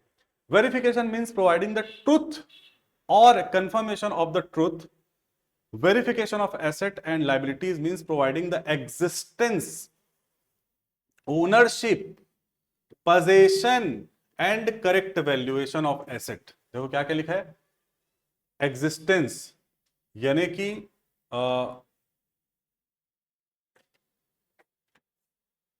अस्तित्व, ओनरशिप स्वामित्व, पोजेशन कब्जा, और करेक्ट वैल्यूएशन सही मूल्यांकन को सिद्ध करते हैं। तो इतना सारा काम करता है वेरिफिकेशन कि भैया सबसे पहली बात तो वो अस्तित्व में है कि नहीं है। आप दिखा रहे हो बिल्डिंग, आप दिखा रहे हो मशीन नंबर 405, वो एक्चुअल में एग्जिस्ट करता है या नहीं करता है? क्या आप उसके लीगल ओनर हो या नहीं ओनर हो? जो आप अपने बुक्स ऑफ अकाउंट्स में उसको दिखा रहे हो, क्या आपके पोजीशन में है वो या किसी और के पास है? तभी आपके पास है, तभी तो आपकी संपत्ति कहलाएगी। और क्या उसको सही मूल्यांकन में आपने अपने बुक्स ऑफ अकाउंट्स में दिखाया है, या ओवर वैल्यू करके दिखाया है, या अंडर वैल्यू करके दिखाया है? ये सारा चीज चेक करते हैं। तो यहाँ पे ये जो मैंने अंडरलाइन किए हैं, नीचे 3-4 आड़े टेढ़े से अंडरलाइन है, ऊपर बोल्ड करके अंडरलाइन किया हूं, ये बहुत आवश्यक इसका मीनिंग का पार्ट है। ठीक है, कि एसेट के संबंध में हमको ये सारी चीजें ध्यान में रखनी है, और लायबिलिटी के संबंध में भी। ऑब्जेक्टिव की बात करें तो मीनिंग से ही डिराइव होता है बच्चों ऑब्जेक्टिव। पहला, to find out whether asset and liabilities are actually exist, correct value पे है कि नहीं है, पोजीशन में है कि नहीं है, मीनिंग से ही आ रहा है सब कुछ। क्लासिफिकेशन ऑफ एसेट और लायबिलिटी ठीक से हुआ है कि नहीं हुआ है। चौथे वाले पॉइंट को समझा रहा हूं, समझना। परिसंपत्तियों और देनदारियों का उचित वर्गीकरण। यहाँ पे देनदारी वर्ड का मतलब लायबिलिटी है, ठीक है। वो कई बार ट्रांसलेशन में ऐसा आ जाता है, देनदारी मतलब हम लोग लेनदार को क्रेडिटर के रूप में जानते हैं ना, देनदारी मतलब हमारा जो कर्जा लग रहा है वो समझना, ठीक है, हमको जो कर्ज देना है। लायबिलिटीज दायित्व ज्यादा सही इसके लिए अनुवाद रहता, उसको दायित्व ही पढ़ेंगे। जहां जहां पे देनदारी शब्द आ रहा है वो दायित्व पढ़ेंगे। तो चौथा वाला पॉइंट समझना बच्चों, क्लासिफिकेशन ऑफ एसेट सही किया है कि नहीं किया है। शॉर्ट टर्म एसेट्स को करंट एसेट में लिया है कि नहीं लिया है, और लॉन्ग टर्म एसेट्स को फिक्स्ड एसेट के रूप में लिया है कि नहीं लिया है। ये इसको बोलते हैं क्लासिफिकेशन या वर्गीकरण। कहीं फिक्स्ड एसेट को करंट एसेट में तो नहीं ले लिया है, या करंट एसेट को फिक्स्ड एसेट तो नहीं बना दिया है। ये चीज का जानना बहुत आवश्यक है। क्या किसी खर्चे में तो नहीं डाल दिया है किसी संपत्ति को? ये सब क्या है, वर्गीकरण को चेक करना होता है, और एक्चुअल में एक ऑडिटर करता है और सुझाव भी देता है कि भैया ये करंट एसेट नहीं आएगा, ये फिक्स्ड एसेट में जाएगा, ये फिक्स्ड एसेट नहीं है करंट एसेट में आएगा। To ascertain whether balance sheet gives true and fair view. देखो तो यहाँ पे कितना आवश्यक है, balance sheet true and fair view का कैसे पता चलेगा? क्योंकि बैलेंस शीट में ही तो एसेट और लायबिलिटीज को दिखाया जाता है, तो आप उसी को तो वेरीफाई कर रहे हो। तो अगर वही ठीक से वेरीफाई करोगे तभी आपका बैलेंस शीट जो है वो ट्रू एंड फेयर व्यू दे रहा है, ये माना जाएगा। ठीक है, चलो ये एक बस स्क्रीन और है जिसमें ऐसा नीला दिखेगा आपको, फिर उसके बाद ऐसा स्क्रीन आपको देखने के लिए नहीं मिलेगा। Difference between vouching and verification. Vouching क्या है? आप ट्रांजैक्शन का एग्जामिनेशन कर रहे हो उसके फिजिकल एविडेंस के साथ में, और वेरिफिकेशन में आप एसेट और लायबिलिटीज का क्या कर रहे हो? जांच कर रहे हो, एग्जामिनेशन कर रहे हो, कि थ्रू आउट द ईयर किया जाता है ज्यादातर केसेस में, ठीक है। इंटरनल ऑडिट में थ्रू आउट द ईयर करेंगे, एक्सटर्नल ऑडिट में जब भी ऑडिट वो होगा तब करेंगे, और वेरिफिकेशन ज्यादातर केस में ईयर एंड पे किया जाता है, ठीक है। इंटरनली कर रहे हो तो 6 मंथली या क्वार्टरली करोगे, मतलब ये डेली बेसिस पे नहीं होता, इतना ध्यान में रखना। स्कोप डॉक्यूमेंट्री चेकिंग होता है इसके अंतर्गत, इसमें फिजिकल प्लस डॉक्यूमेंट्री, इसलिए मैंने बोला था वाउचिंग वेरिफिकेशन के अंतर्गत शामिल होता है, ठीक है। इंक्लूड वैल्यूएशन, इसमें वैल्यूएशन नामक कोई चीज नहीं होती, जबकि इसमें वैल्यूएशन होता है, ठीक है। एसेट सही वैल्यू में है या नहीं है वो देखा जाता है। Who does it, audit staff इसको करता है, और वेरिफिकेशन के केस में ना ऑडिटर, जो मुख्य ऑडिटर रहेगा ना, वो इसको करता है, ठीक है। फिजिकल वेरिफिकेशन हमेशा, जैसे मैं आप लोगों को बता दूं, कैश का जो काउंटिंग रहता है ना, कोई भी ऑडिट प्रोग्राम चलता रहता है ना, तो आखिरी दिन के लिए रखते हैं ऑडिट प्रोग्राम, जब चौथा पांचवा दिन जब पूरा निपट जाता है ना, तो आखिरी में cash counting auditor, main auditor के सामने किया जाता है। वैसे ही जो विजिट है, कैंपस विजिट या फिर हम लोग जो फैक्ट्री विजिट है, वो मेन ऑडिटर के द्वारा ही किया जाता है, ठीक है। क्योंकि वो मेन चीज है, वो बैलेंस शीट में रिफ्लेक्ट होने वाला है, जिसमें यही महाशय साइन करने वाले हैं, कौन, ऑडिटर। तो उसको वो चीज को देखना आवश्यक है, बड़ी चीज में गलती नहीं कर सकता है। इसी कड़ी में वेरिफिकेशन के अंतर्गत वैल्यूएशन किया जाता है, ठीक है। अब ध्यान से सुनना, वैल्यूएशन जो है वो अंकेक्षण का कार्य नहीं है, या अंकेक्षक का कार्य नहीं है, अगर ठीक से बोलूं तो, क्योंकि आवश्यक नहीं है कि एक अंकेक्षक जो है वो एक अच्छा वैल्यूअर हो। भाई उसके लिए एक अलग डिग्री चाहिए, इंजीनियर होना चाहिए वो, जो उसके मूल्य को निकाल सके, ठीक है। तो इस बात को ध्यान में रखे, आइए पढ़ते हैं वैल्यूएशन ऑफ, हिंदी में पढ़ता हूं। संपत्तियों के मूल्यांकन का अर्थ है उस मौद्रिक मूल्य का निर्धारण जिस पर संपत्तियों जो है वो चिट्ठे में दिखाई जाती है। अंकेक्षण में इसका तात्पर्य निर्धारित मूल्यों की आलोचनात्मक जांच और परीक्षण से है, ठीक है। तो देखो यहां पर आपको हिंट दिया है थोड़ा सा, कि जो मैं अभी आपको बात कर रहा था, वो खुद मूल्यांकन नहीं करेगा, क्या करेगा, उसका जांच करेगा और परीक्षण करेगा कि सही मूल्यांकित है या नहीं है। आलोचनात्मक दृष्टि से देखेगा, कि थोड़ा क्रिटिसिज्म रहेगा उसका, कि हाँ इसमें ये, उसमें मतलब क्या क्या बोलना चाहिए, वो एक प्रकार का बाल का खाल निकालेगा उस चीज का, अगर उसमें कोई इशू उसको दिखता है तो। Auditors duty regarding valuation, auditor की क्या कर्तव्य है। लेखा परीक्षक मूल्यांकक नहीं है, देखो यहां पर, an auditor is not a valuer, ये पॉइंट याद रखना, यहां से ऑब्जेक्टिव टाइप क्वेश्चन शायद बन सकता है, ठीक है, कि ये कार्य करता है, मूल्यांकन का कार्य करता है करके, तो तुम लोग को याद होगा यार मूल्यांकन भी है, वैल्यूएशन भी पढ़े थे, हाँ करके टिक कर दोगे, नहीं, वो मूल्यांकन नहीं करता है। Valuation is done by the officials of the business, auditor has only to make an enquiry into valuation and satisfy himself that values are properly determined. वो देखेगा भैया ऑडिटर कि क्या सही तरीके से मूल्यांकन किया गया है कि नहीं किया गया है। हाँ गुडविल आपके दिख रहा है बैलेंस शीट में, लेकिन उसमें कौन सा मेथड यूज करे हो आप लोग, सुपर प्रॉफिट मेथड यूज करे हो, कि एवरेज प्रॉफिट मेथड यूज किए हो, कि एन्युटी मेथड यूज करे हो, ठीक है। वो समझेगा क्या आप एन्युटी मेथड यूज किए हो तो क्या आपके लिए सुइटेबल है कि नहीं है, सही तरीके से एन्युटी टेबल का इस्तेमाल किया गया है कि नहीं किया गया है, इस चीज की समीक्षा करेगा, ठीक है। अरे यार फिर एक नीला आ गया। मेरे ख्याल से ये लास्ट होगा, ठीक है। Classification of asset for valuation, अब वैल्यूएशन करते समय एसेट को वर्गीकृत किया गया है अलग अलग, उसमें जो आप लोगों को पहले से पता है। पहले में लिखा है बच्चों फिक्स्ड एसेट। कैसे हो जाता है इसका मूल्यांकन, कैसे करते हैं, acquired for permanent use, meaning है इसका कि परमानेंट यूज के लिए जिसको हमने खरीदा है उसको फिक्स्ड एसेट बोलते हैं। इसका वैल्यूएशन कैसे किया जाता है, कॉस्ट लेस डेप्रिसिएशन, लागत माइनस डेप्रिसिएशन, वो उसका मूल्यांकन कहलाता है एक ऑडिटर की नजर में, क्योंकि डेप्रिसिएशन बिल्कुल एक वाजिब खर्चा है जो माइनस किया जाता है उसके लागत में। करेंट एसेट लिखा है अगला, acquired for resale. Current asset का मतलब है, इसमें स्टॉक को समझो आप, करेंट एसेट बेसिकली स्टॉक या शॉर्ट टर्म इन्वेस्टमेंट, ये सब करेंट एसेट में लो, ठीक है। तो यहाँ एक्वायर्ड फॉर रीसेल ना बहुत ज्यादा इसको जस्टिफाई नहीं कर रहे हैं, तो इसलिए स्टॉक को ध्यान में रखना। तो कॉस्ट और market price which ever is lower में इसका मूल्यांकन किया जाता है, ठीक है। इसको सपोर्ट करता है अकाउंटिंग स्टैंडर्ड 2, ठीक है। स्टॉक का मूल्यांकन किस पे किया जाता है, स्टॉक और NRV which ever is lower, cost या मार्केट प्राइस। एनआरवी मतलब नेट रिलायजेबल वैल्यू बोलते हैं, कितना प्राप्त कर सकते हो आप उससे, ठीक है। इंटेंजिबल एसेट, इंटेंजिबल एसेट अगला है, कैन नॉट बी सीन और टच्ड। इसका मीनिंग क्या है, इसको देखा नहीं जा सकता, छुआ नहीं जा सकता, कॉस्ट प्राइस पे इसका मूल्यांकन किया जाना चाहिए, ठीक है। इंटेंजिबल एसेट का कॉस्ट प्राइस क्या होता है, कैसे, हाँ, और क्या क्या आता है इंटेंजिबल एसेट में, और क्या क्या आता है, चलो रिप्लाई करो ऑनलाइन के छात्रों, क्या क्या होते हैं इंटेंजिबल एसेट्स। यस, पेटेंट होता है, और क्या होता है, तो उसको किस में करेंगे, जितने में आपने खरीदा है उसको, पेटेंट कितने में खरीदा है, कॉपीराइट कितने में खरीदा है, गुडविल भी खरीदा जाता है, पता है ना, दो टाइप के गुडविल होते हैं, एक सेल्फ जनरेटेड और एक एक्वायर्ड गुडविल, परचेस्ड गुडविल जिसको बोलते हैं, तो कितने में आपने खरीदा है। वेस्टिंग एसेट, क्षरणशील परिसंपत्तियां, जो वेस्टिंग, जो थोड़ा धीरे धीरे समाप्त होने वाले जो चीजें हैं, उनको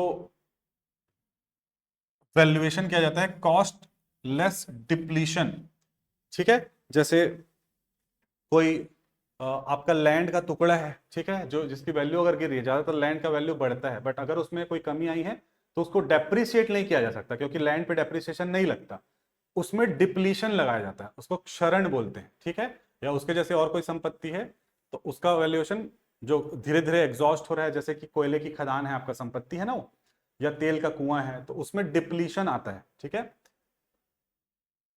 फिक्टिशियस एसेट, काल्पनिक संपत्तियां, लिखा हुआ है रेवेन्यू एक्सपेंडिचर कैपिटलाइज्ड, इसको कैसे वैल्यू किया जाता है, प्रॉपरली ओवर द टाइम इसको रिटर्न ऑफ किया गया है या नहीं किया गया है, ठीक है। चलो इस पे एक मास्टर क्लास लेते हैं आप लोगों को, ये वाला पोर्शन थोड़ा नया लग रहा है, इसको समझा रहा हूं अलग से। कॉर्पोरेट अकाउंट में फिर से आएगा ये,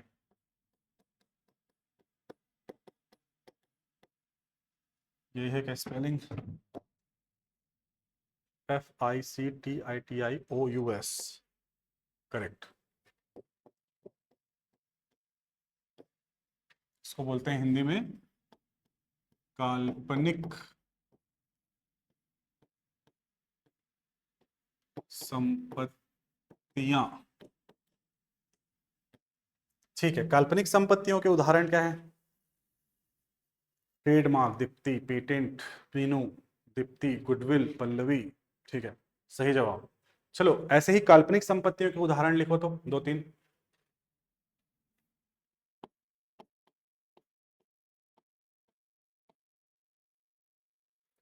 वो लाइन तभी समझ में आएगा जब अभी अगला 5 मिनट फोकस करोगे, ठीक है। चलो मैं लिखता हूं विदाउट वेस्टिंग द टाइम। आप लोगों ने सुना होगा प्रिलिमिनरी एक्सपेंसेस, आप लोगों ने सुना होगा heavy advertisement expenses before commencements of business, या expense on issue of share oblique debenture. चौथा तो कंफर्म देखे होगे आप लोग,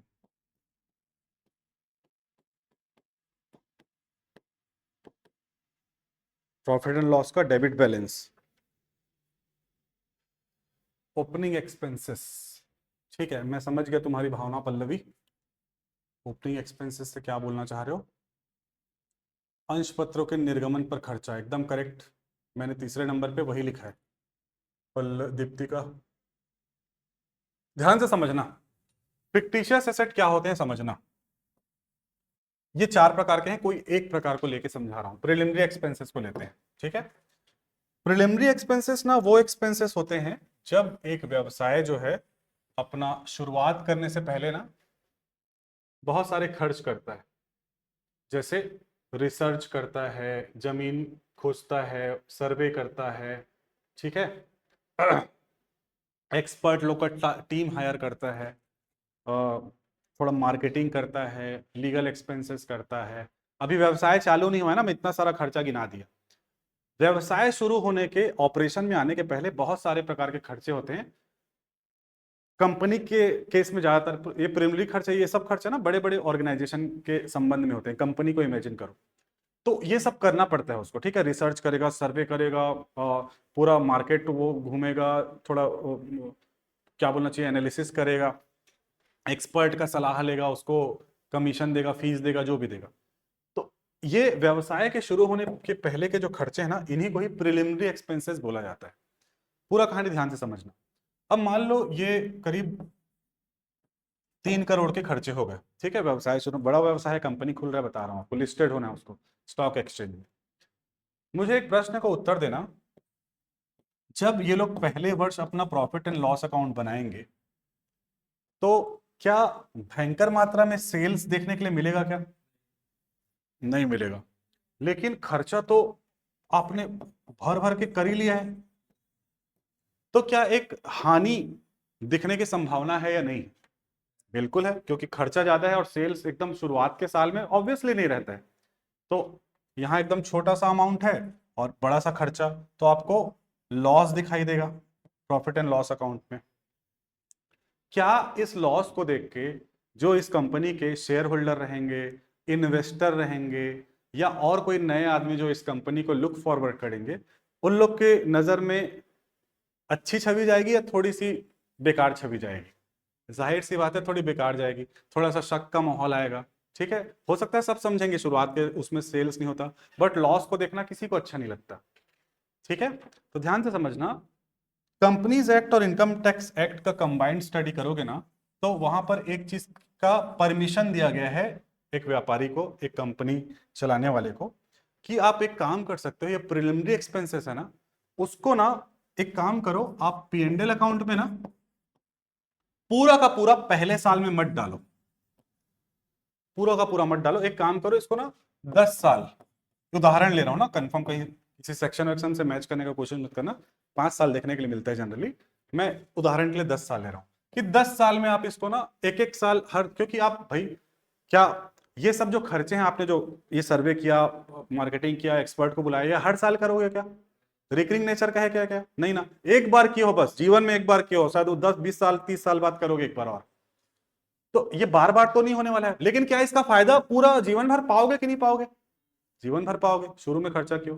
तो अलाउ किया जाता है कंपनीज एक्ट में कि भाई एक काम करो, आप ना इसको ओवर द ईयर्स बांट लो, अभी एक बार में मत डालो, 10 बार में डाल दो। तो बताओ 3 करोड़ को मैं 10 साल में डालूंगा तो यहां पे कितना बस आएगा?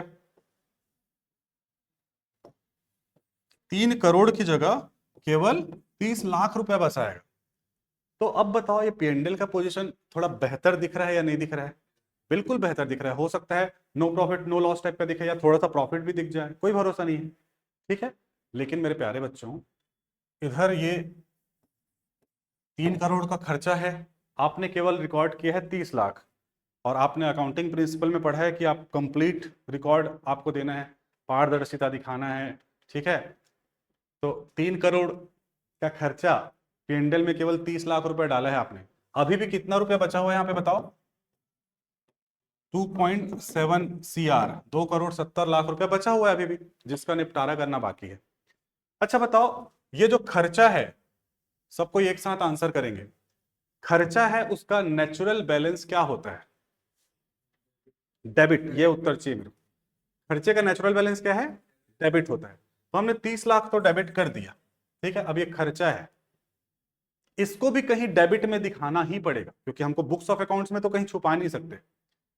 तो 4 चीजों में 2 चीजों के पास बस डेबिट वाला पावर रहता है, एक खर्चा, दूसरा एसेट्स। तो ध्यान से समझना, इसको पनाह देगा थोड़ी देर के लिए, थोड़ी देर के लिए पनाह देगा इसको बैलेंस शीट।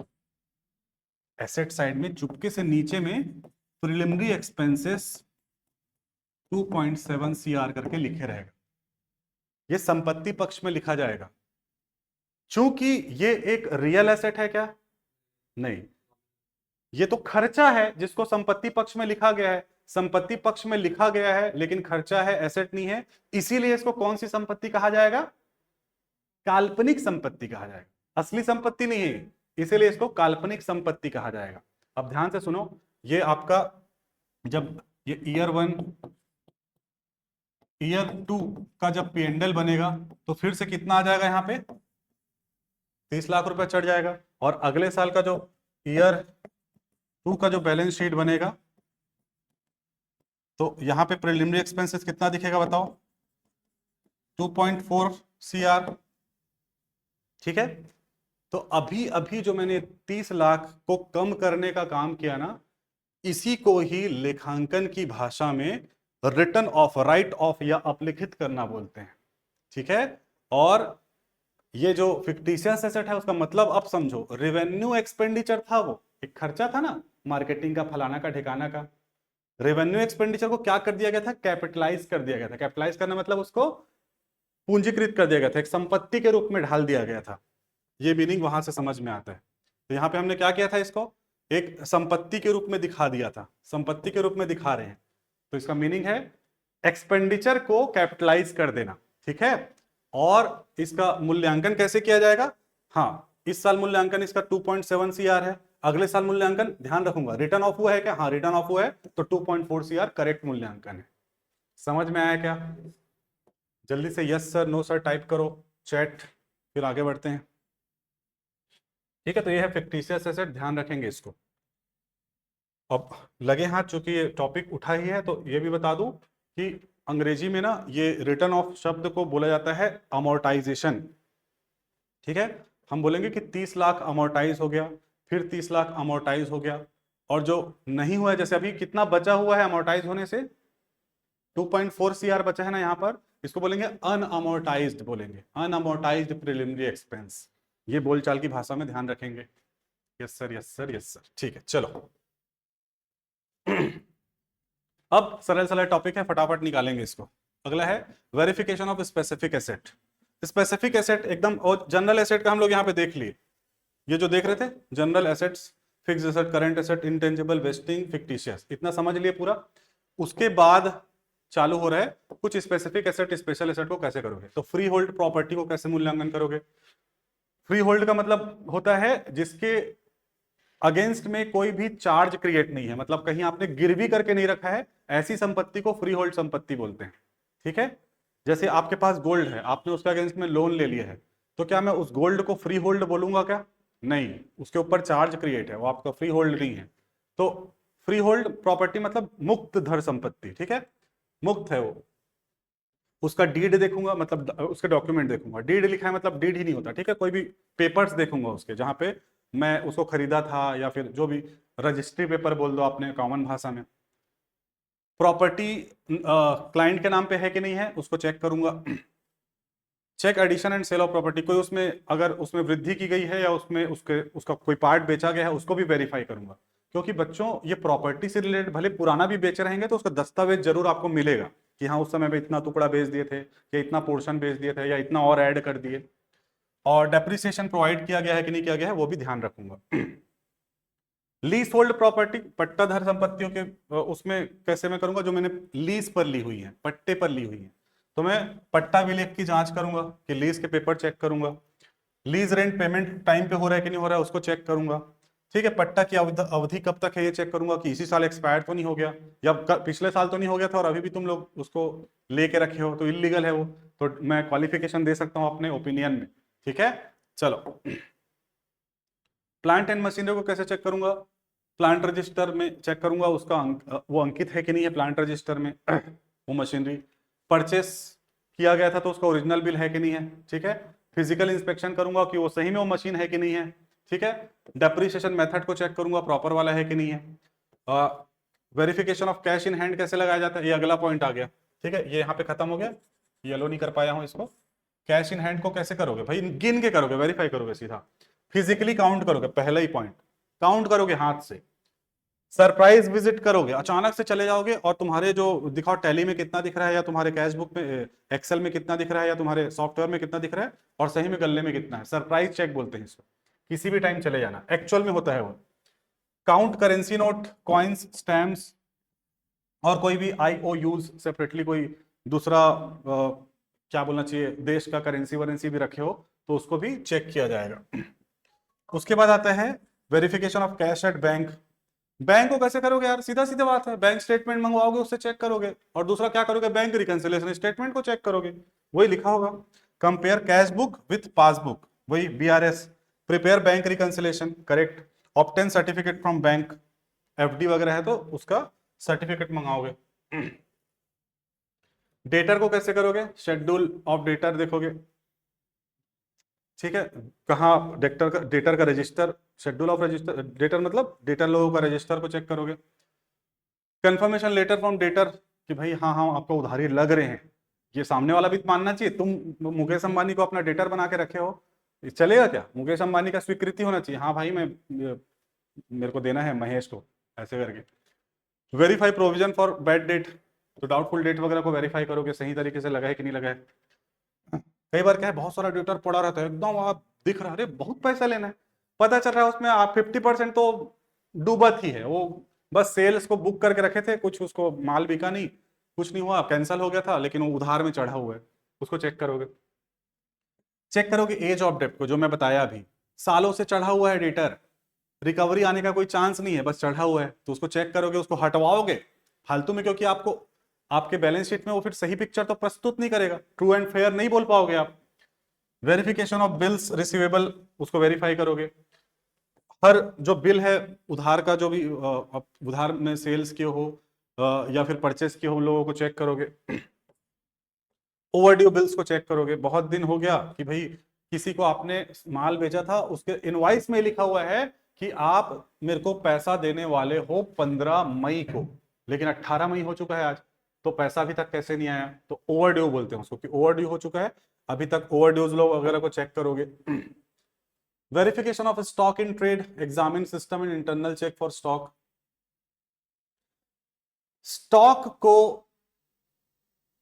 चेक करने से पहले आप ये चेक करोगे कि इंटरनल कंट्रोल में क्या व्यवस्था है, इंटरनल चेक सिस्टम क्या है स्टॉक को एग्जामिन करने का, तो वो चेक करोगे। क्या एक जन एम्प्लॉय को रिकॉर्ड अपॉइंट करके रखे हो क्या, कि वो दूसरे का स्टॉक को चेक करके आएगा, रखे हो कि नहीं रखे हो, ये चेक करेंगे, क्योंकि हम लोग इंटरनल चेक में क्या पढ़े, एक का काम को दूसरा चेक करता है, तो वो सब है कि नहीं है, ठीक है। स्टॉक के लिए आंतरिक जांच प्रणाली की जांच करेंगे कि वो सही है कि नहीं है। फिजिकल एग्जिस्टेंस को चेक करेंगे कि सही में वो उपलब्ध है कि नहीं है, इतना सारा माल आप दिखा रहे हो। Ensure goods sold prior to closing date not included. Ensure goods sold prior to closing date not include. सुनिश्चित करें कि समापन तिथि से पूर्व बेचा गया माल शामिल नहीं है। ये क्या बोलना चाह रहा है, थोड़ा कुछ गड़बड़ लिखा है।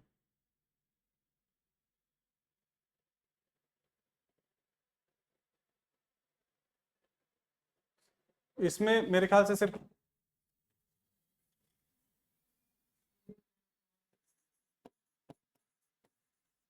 आपके जांच अवधि के अलावा के ट्रांजैक्शन तो नहीं है, ये बोलना चाह रहा है। जो हम लोग पहले ही देखे थे ना कि उसी अवधि का, उसी अकाउंटिंग पीरियड का रहना चाहिए, मार्च एंडिंग तो मार्च एंडिंग तक, उधर अप्रैल का लगा हुआ है बांध, तो अप्रैल के उधर का नहीं आना चाहिए, तो उस चीज को ध्यान में रखोगे। समापन तिथि से मतलब यहाँ पे ओपनिंग और क्लोजिंग दोनों का है, इधर का भी समापन, इधर का भी समापन। चेक वैल्यूएशन मेथड, फीफो है कि लीफो है कि एवरेज रखे हो, तो वैल्यूएशन का मेथड अगर रखा गया है मैनेजमेंट के द्वारा फीफो है, तो फीफो के हिसाब से मेंटेन है कि नहीं है, तो समझेंगे। ये कल हम लोग कॉस्ट में पढ़ने वाले हैं, कल ही। वेरिफिकेशन ऑफ लाइबिलिटीज, दायित्वों का कैसे वेरिफिकेशन किया जाता है, एकदम इजी है बच्चों, अब आप लोग इसको सरसरी तौर पर भी पढ़ सकते हो। लिस्ट ऑफ क्रेडिटर लोगे, शेड्यूल विथ क्रेडिटर लेजर, जो भी आप लोग सूची मिली है आपको लेनदारों की, सबका शेड्यूल है कि नहीं है, उनका लेजर बना है कि नहीं बना है, वो चेक करोगे। ऑब्टेन स्टेटमेंट फ्रॉम क्रेडिटर, ये बहुत इंपॉर्टेंट एक पॉइंट है कि आप ना 2-4 क्रेडिटर जो है ना उनसे मंगाओगे, उनके खातों में आप देनदार के रूप में दिख रहे हो कि नहीं दिख रहे हो। लास्ट वाला पॉइंट को समझना, obtain statement from creditors, 2-4 creditor को पकड़ोगे, हो सकता है सबको पकड़ोगे और उनको बोलोगे कि आपके खातों में हमारा क्या बैलेंस दिख रहा है, दोनों इक्वल होना चाहिए, जितना आपको उसको देना है उतना ही वो भी दिखा रहा है ना, आपसे लेना है, इस चीज को चेक करना। Bills payable, obtain schedule of bills payable, schedule check करो उसका रजिस्टर, मतलब check with bills payable book, bill payable book के लेजर से उसको मिलाओ। वेरीफाई पेमेंट मेड, पेमेंट जो भी आप लोगों ने किया है उसको वेरीफाई करो कि हाँ यार इस बिल्स पेबल के संबंध में पेमेंट हुआ है कि नहीं हुआ है। नहीं हुआ होगा तो फिर पेनल्टी वगैरह लगेगा या इंटरेस्ट लगेगा फालतू में। ठीक है, बैंक ओडी को, ओवरड्राफ्ट एग्रीमेंट को चेक करो, कितना परसेंट ब्याज था, कितने टाइप का ओडी अलाउड है, कितने का लिमिट है ओडी का, कहीं उससे ऊपर तो नहीं हो गया है, कब से नहीं पेमेंट हुआ है, ब्याज कितना दिए हो, प्रिंसिपल कितना दिए हो, वो सबको चेक करना। कैश बुक और पासबुक को चेक करोगे। ठीक है, ये कल बैंक रिको में समझाया था आपके, एक बार जल्दी से टाइप करो। आपके कैश बुक में अगर आप बैंक ओडी है तो कैश बुक में क्या बैलेंस दिखेगा, डेबिट दिखेगा या क्रेडिट दिखेगा, बताओ। कैश का लेजर या बैंक का लेजर कैसे दिखेगा, क्रेडिट दिखेगा कि डेबिट दिखेगा बैंक ओडी के केस में? हाँ, क्रेडिट दिखेगा, सिंपल, लाइबिलिटी मतलब क्रेडिट। ठीक है, ऑब्टेन सर्टिफिकेट फ्रॉम बैंक, तू अभी नहीं आया था क्या? कल नहीं आया था, ऑप्ट, कल नहीं मतलब परसों नहीं आया था ना। Obtain certificate from bank, class देख लेना वाला ना बैंक रिको का। Obtain certificate from bank, certificate लोगे ओडी का, बस और क्या। आउटस्टैंडिंग एक्सपेंस क्या चेक करोगे, खर्चा इस साल हो चुका है, ठीक है, पेमेंट नहीं किए हैं, उसी को आउटस्टैंडिंग बोलते हैं। तो एक्चुअल में वो उसके बिल वगैरह हैं कि नहीं है वो चेक कर लो। Statement of outstanding expenses compare with previous year, से तुलना कर लो कि प्रीवियस ईयर जो आउटस्टैंडिंग रखे थे उसका भुगतान इस साल कर दिया हो कि नहीं किए हो, क्या अभी भी पिछला ही वाला आउटस्टैंडिंग तो नहीं चल रहा है। ठीक है, see that outstanding expenses subsequently paid, वही पेड हुआ है कि नहीं हुआ है। इनकम रिसीव्ड इन एडवांस को कैसे चेक करोगे, कि verify with list of income received in advance, see that fully, ये सब इससे प्रश्न नहीं बनेंगे बच्चों। ठीक है, फिर भी चूंकि ऑडिट के सिलेबस में है इसलिए मैंने आपको दिया है। ठीक है, तो इस पे एक सिंपल एक प्लेन रीडिंग करके चलोगे चलेगा, जहां पे पढ़ाना है वहां पे मैं दे दूंगा, टेंशन मत लो। कुछ क्वेश्चन देखना, हमारे रीति रिवाज का हिस्सा है, तो हम लोग इससे संबंधित बाइलिंगुअल क्वेश्चंस आप लोगों के लिए देखते हैं। आंतरिक जांच प्रणाली का मुख्य उद्देश्य क्या है, लाभ बढ़ाना, कार्य की स्वतः जांच, कर बचाना या विज्ञापन करना। कार्य की स्वतः जांच। ठीक है, निम्नलिखित में से कौन सी, हाँ अच्छा इधर है क्या, क्या बात है। आंतरिक नियंत्रण किसके द्वारा स्थापित किया जाता है, इंटरनल कंट्रोल जो है मैनेजमेंट के द्वारा स्थापित किया जाता है, याद होगा आप लोगों को, राइट। निम्नलिखित में से कौन सी आंतरिक नियंत्रण की सीमा है, चलो अब देखो, ये कई सारे क्वेश्चन ना बच्चों चूंकि मेरे कंटेंट में है इसलिए वो क्वेश्चन उससे रिलेटेड आपको दिखेंगे, सबको पढ़ना है इसलिए सब क्वेश्चन को एक बार गो थ्रू कर लेना है। ठीक है, निम्नलिखित में से कौन सी आंतरिक नियंत्रण की सीमा है, चीप होना, पहला ही वाला मेरे को अजीब लग रहा है, 60 गांठ से बचाओ, आंतरिक नियंत्रण की सीमा है बीइंग चीप, 60 गांठ से बचाओ, मानवीय त्रुटियां, 100% सुरक्षा। ठीक है, इसके थोड़ा बहुत मैं बहुत ज्यादा संतुष्ट नहीं हूं इसके ऑप्शन से। ठीक है, सी मान लेते हैं, मानवीय त्रुटियां हैं उसका, बट वो सस्ता होना जो लिखा है वो थोड़ा सा मजा नहीं आ रहा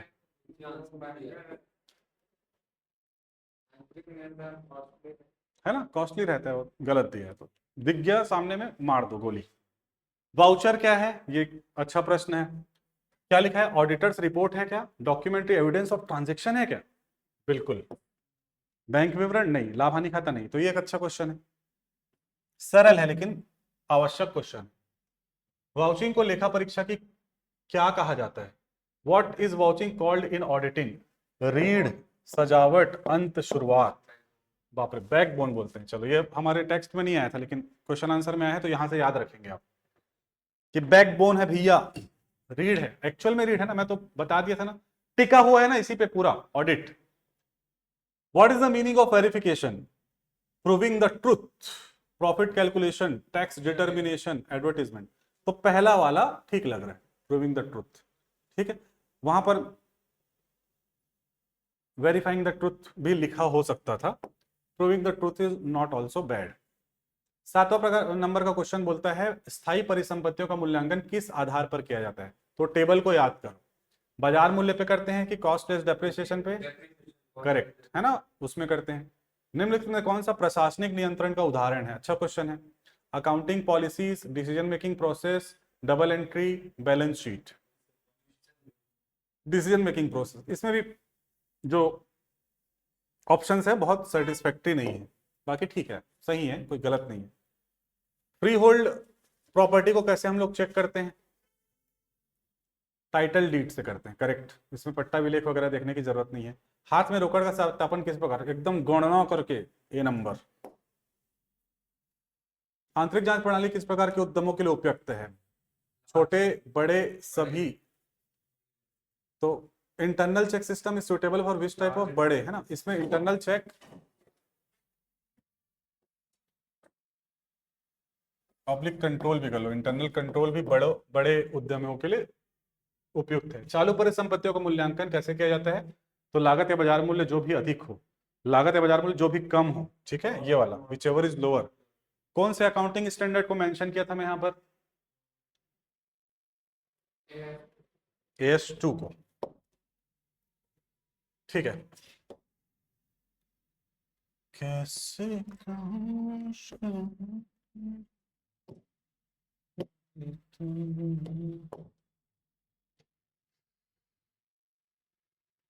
आंतरिक जांच प्रणाली की प्रकृति क्या है, प्रिवेंटिव, डिटेक्टिव, करेक्टिव। ये अच्छा क्वेश्चन आ गया, देखो इस टाइप का प्रश्न पूछता है, बहुत दिक्कत हो जाता है।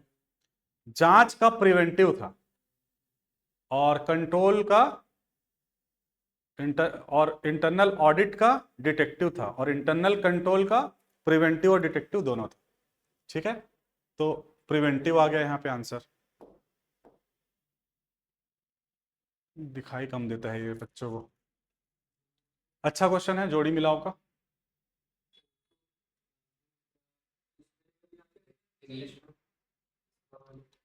हाँ अरे वो मिस हो जाता है रे कई सारा। अच्छा तेरे को नहीं समझ आ रहा है, मिल जाएगा। इंटरनल चेक में नियंत्रणों की संपूर्ण प्रणाली, स्वतः जांच की व्यवस्था, तो जे का 2 में आ जाएगा, ठीक है। इंटरनल कंट्रोल 1 में आ जाएगा, तो J2 के 1, J2 के 1, यही वाला ए वाला ही हो गया, शुरू में मिल गया, बाकी देखने का जरूरत नहीं है, फिर भी देख लेना है। अभी है फिक्स्ड एसेट को हम लोग यहां डालेंगे, ठीक से थोड़ा। फिक्स्ड एसेट आपका जाएगा यहाँ पे, करेंट एसेट जाएगा यहाँ पे, अमूर्त संपत्ति जाएगा यहाँ पे, और ये यहाँ पे जाएगा। तो J2 के 1, J2 के 1, ये वाला ए, ठीक है, करेक्ट है। सॉल्व करना इसको, कोड बेस्ड क्वेश्चन भी अच्छे रहते हैं। लेन देन to ensure genuineness of transaction, अरे क्या लिखा है क्वेश्चन है, which of the following are objective of vouching. तो to ensure genuineness of transaction correct है, टू डिटेक्ट एरर ये भी करेक्ट है, टू इंक्रीज प्रॉफिट थोड़ा सा कम लग रहा है, टू डिटेक्ट फ्रॉड, तो J, K और M, ठीक है, करेक्ट है। ऐसे ही ये सब प्रश्नों को सॉल्व करना है आप लोगों को।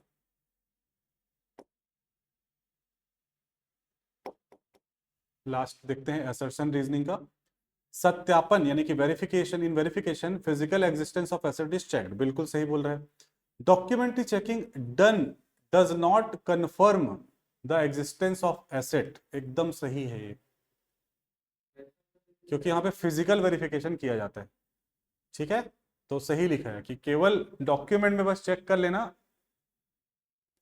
वो पूरा श्योरिटी नहीं देता है। हाँ फिजिकल वेरिफिकेशन वर्ड नहीं लिखा है, लेकिन आपको समझ में रहना चाहिए। हाँ हाँ बिल्कुल कर रहे हैं, वेरिफिकेशन ही बोला है कि फिजिकल एग्जिस्टेंस होना चाहिए, और दूसरा वाला उसका सही रीजनिंग है कि डॉक्यूमेंट बस देखने से नहीं होता, एक्चुअल में फिजिकल वेरिफिकेशन करना चाहिए, ठीक है। ठीक है, तो ये आपका 40 का ए, JKM करेक्ट, मीनू 30 का ए, AS2 बिल्कुल सही जवाब संतोष। ठीक है, तो ये अपना ऑडिट पार्ट 2 के नाम से आप लोगों को पीडीएफ मिल जाएगा अभी। ठीक है, उसको देख लेना, ऑडिट पार्ट 2 के नाम से अभी पीडीएफ डाल दूंगा ग्रुप में, उसको एक बार और पढ़ लेना तो ये कंप्लीट हो जाएगा, दोबारा देखना नहीं पड़ेगा। अभी बताओ, अभी मैं कॉस्टिंग का नया चालू करूं 20 मिनट या फिर कल फ्रेश चालू करें कॉस्टिंग? 20 मिनट है समय।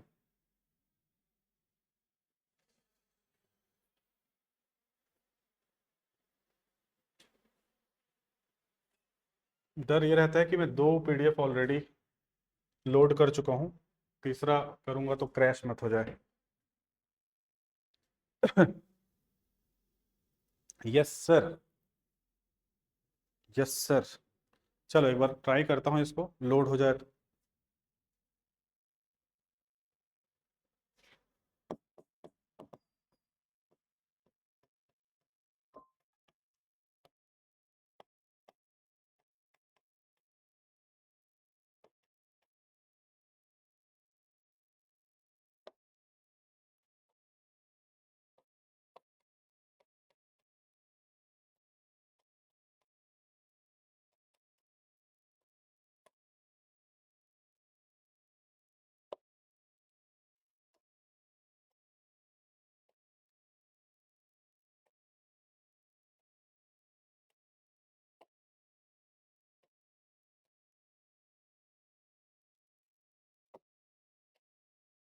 शुरुआत करते हैं, इंट्रोडक्शन बस देता हूं क्लास का, कल ही पढ़ेंगे पूरा, नहीं पढ़ाऊंगा आज।